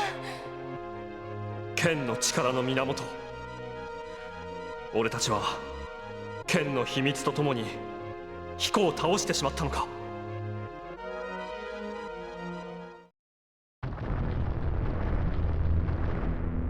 黒龍が目覚めたか。もう遅いな。黒の剣なしで戦うしかあるまい。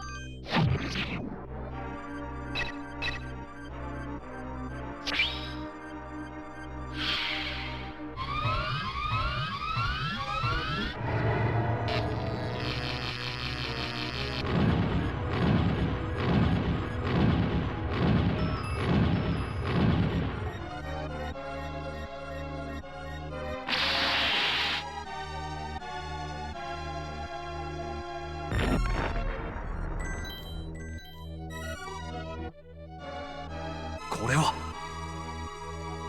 やっぱりあの黒い鉱石と同じ。黒龍は倒されると虚無になる。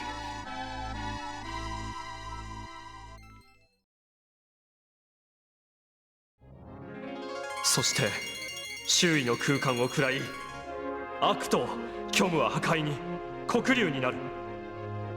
やはり倒せんか。でも黒の剣なら黒龍に死を与えられる。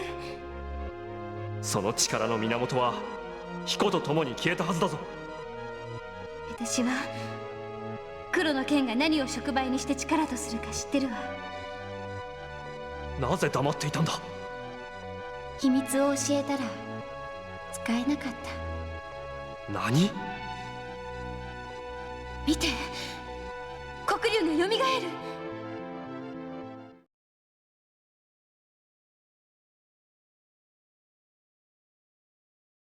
来るぞ。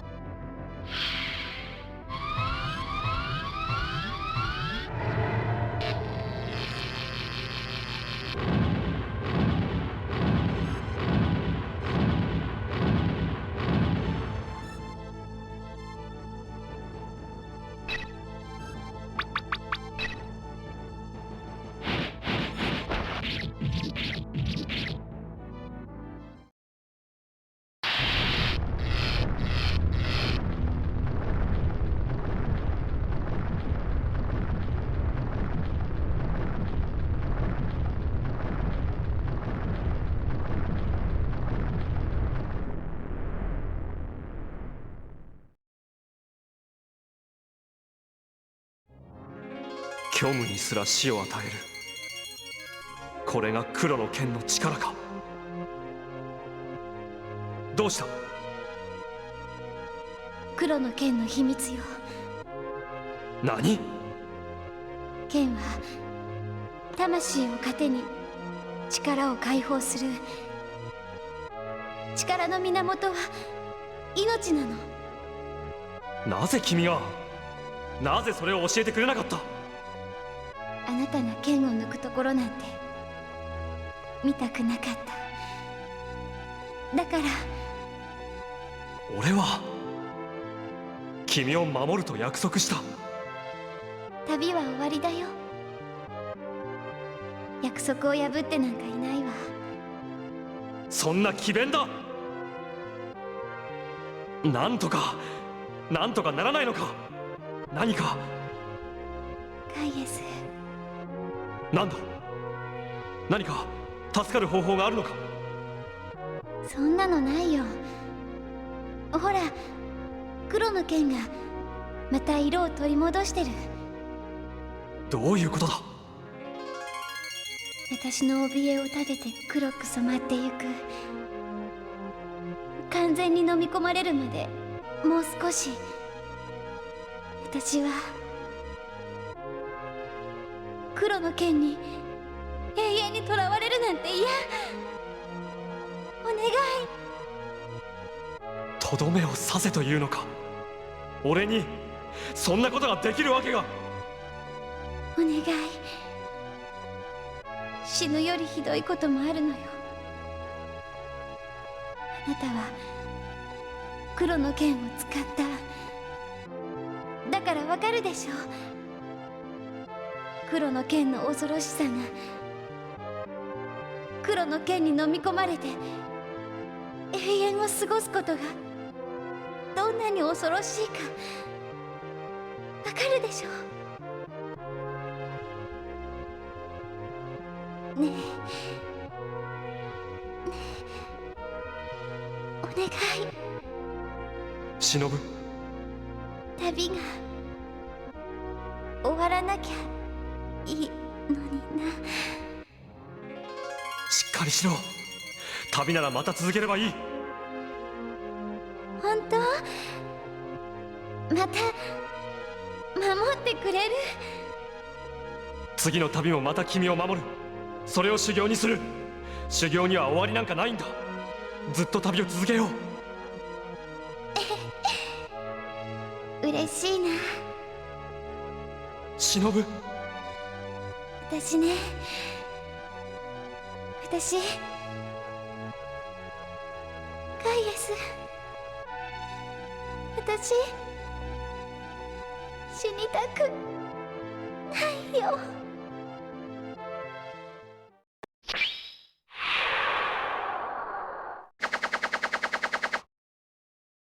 命を食らい尽くされる前に黒の剣を破壊できれば。剣意を極めし者に切れぬものはない。俺は魔法を切り、悪夢を切り、影を切った。だがこの黒の剣を、虚無にすら死を与えるこの刃を切れるか。俺に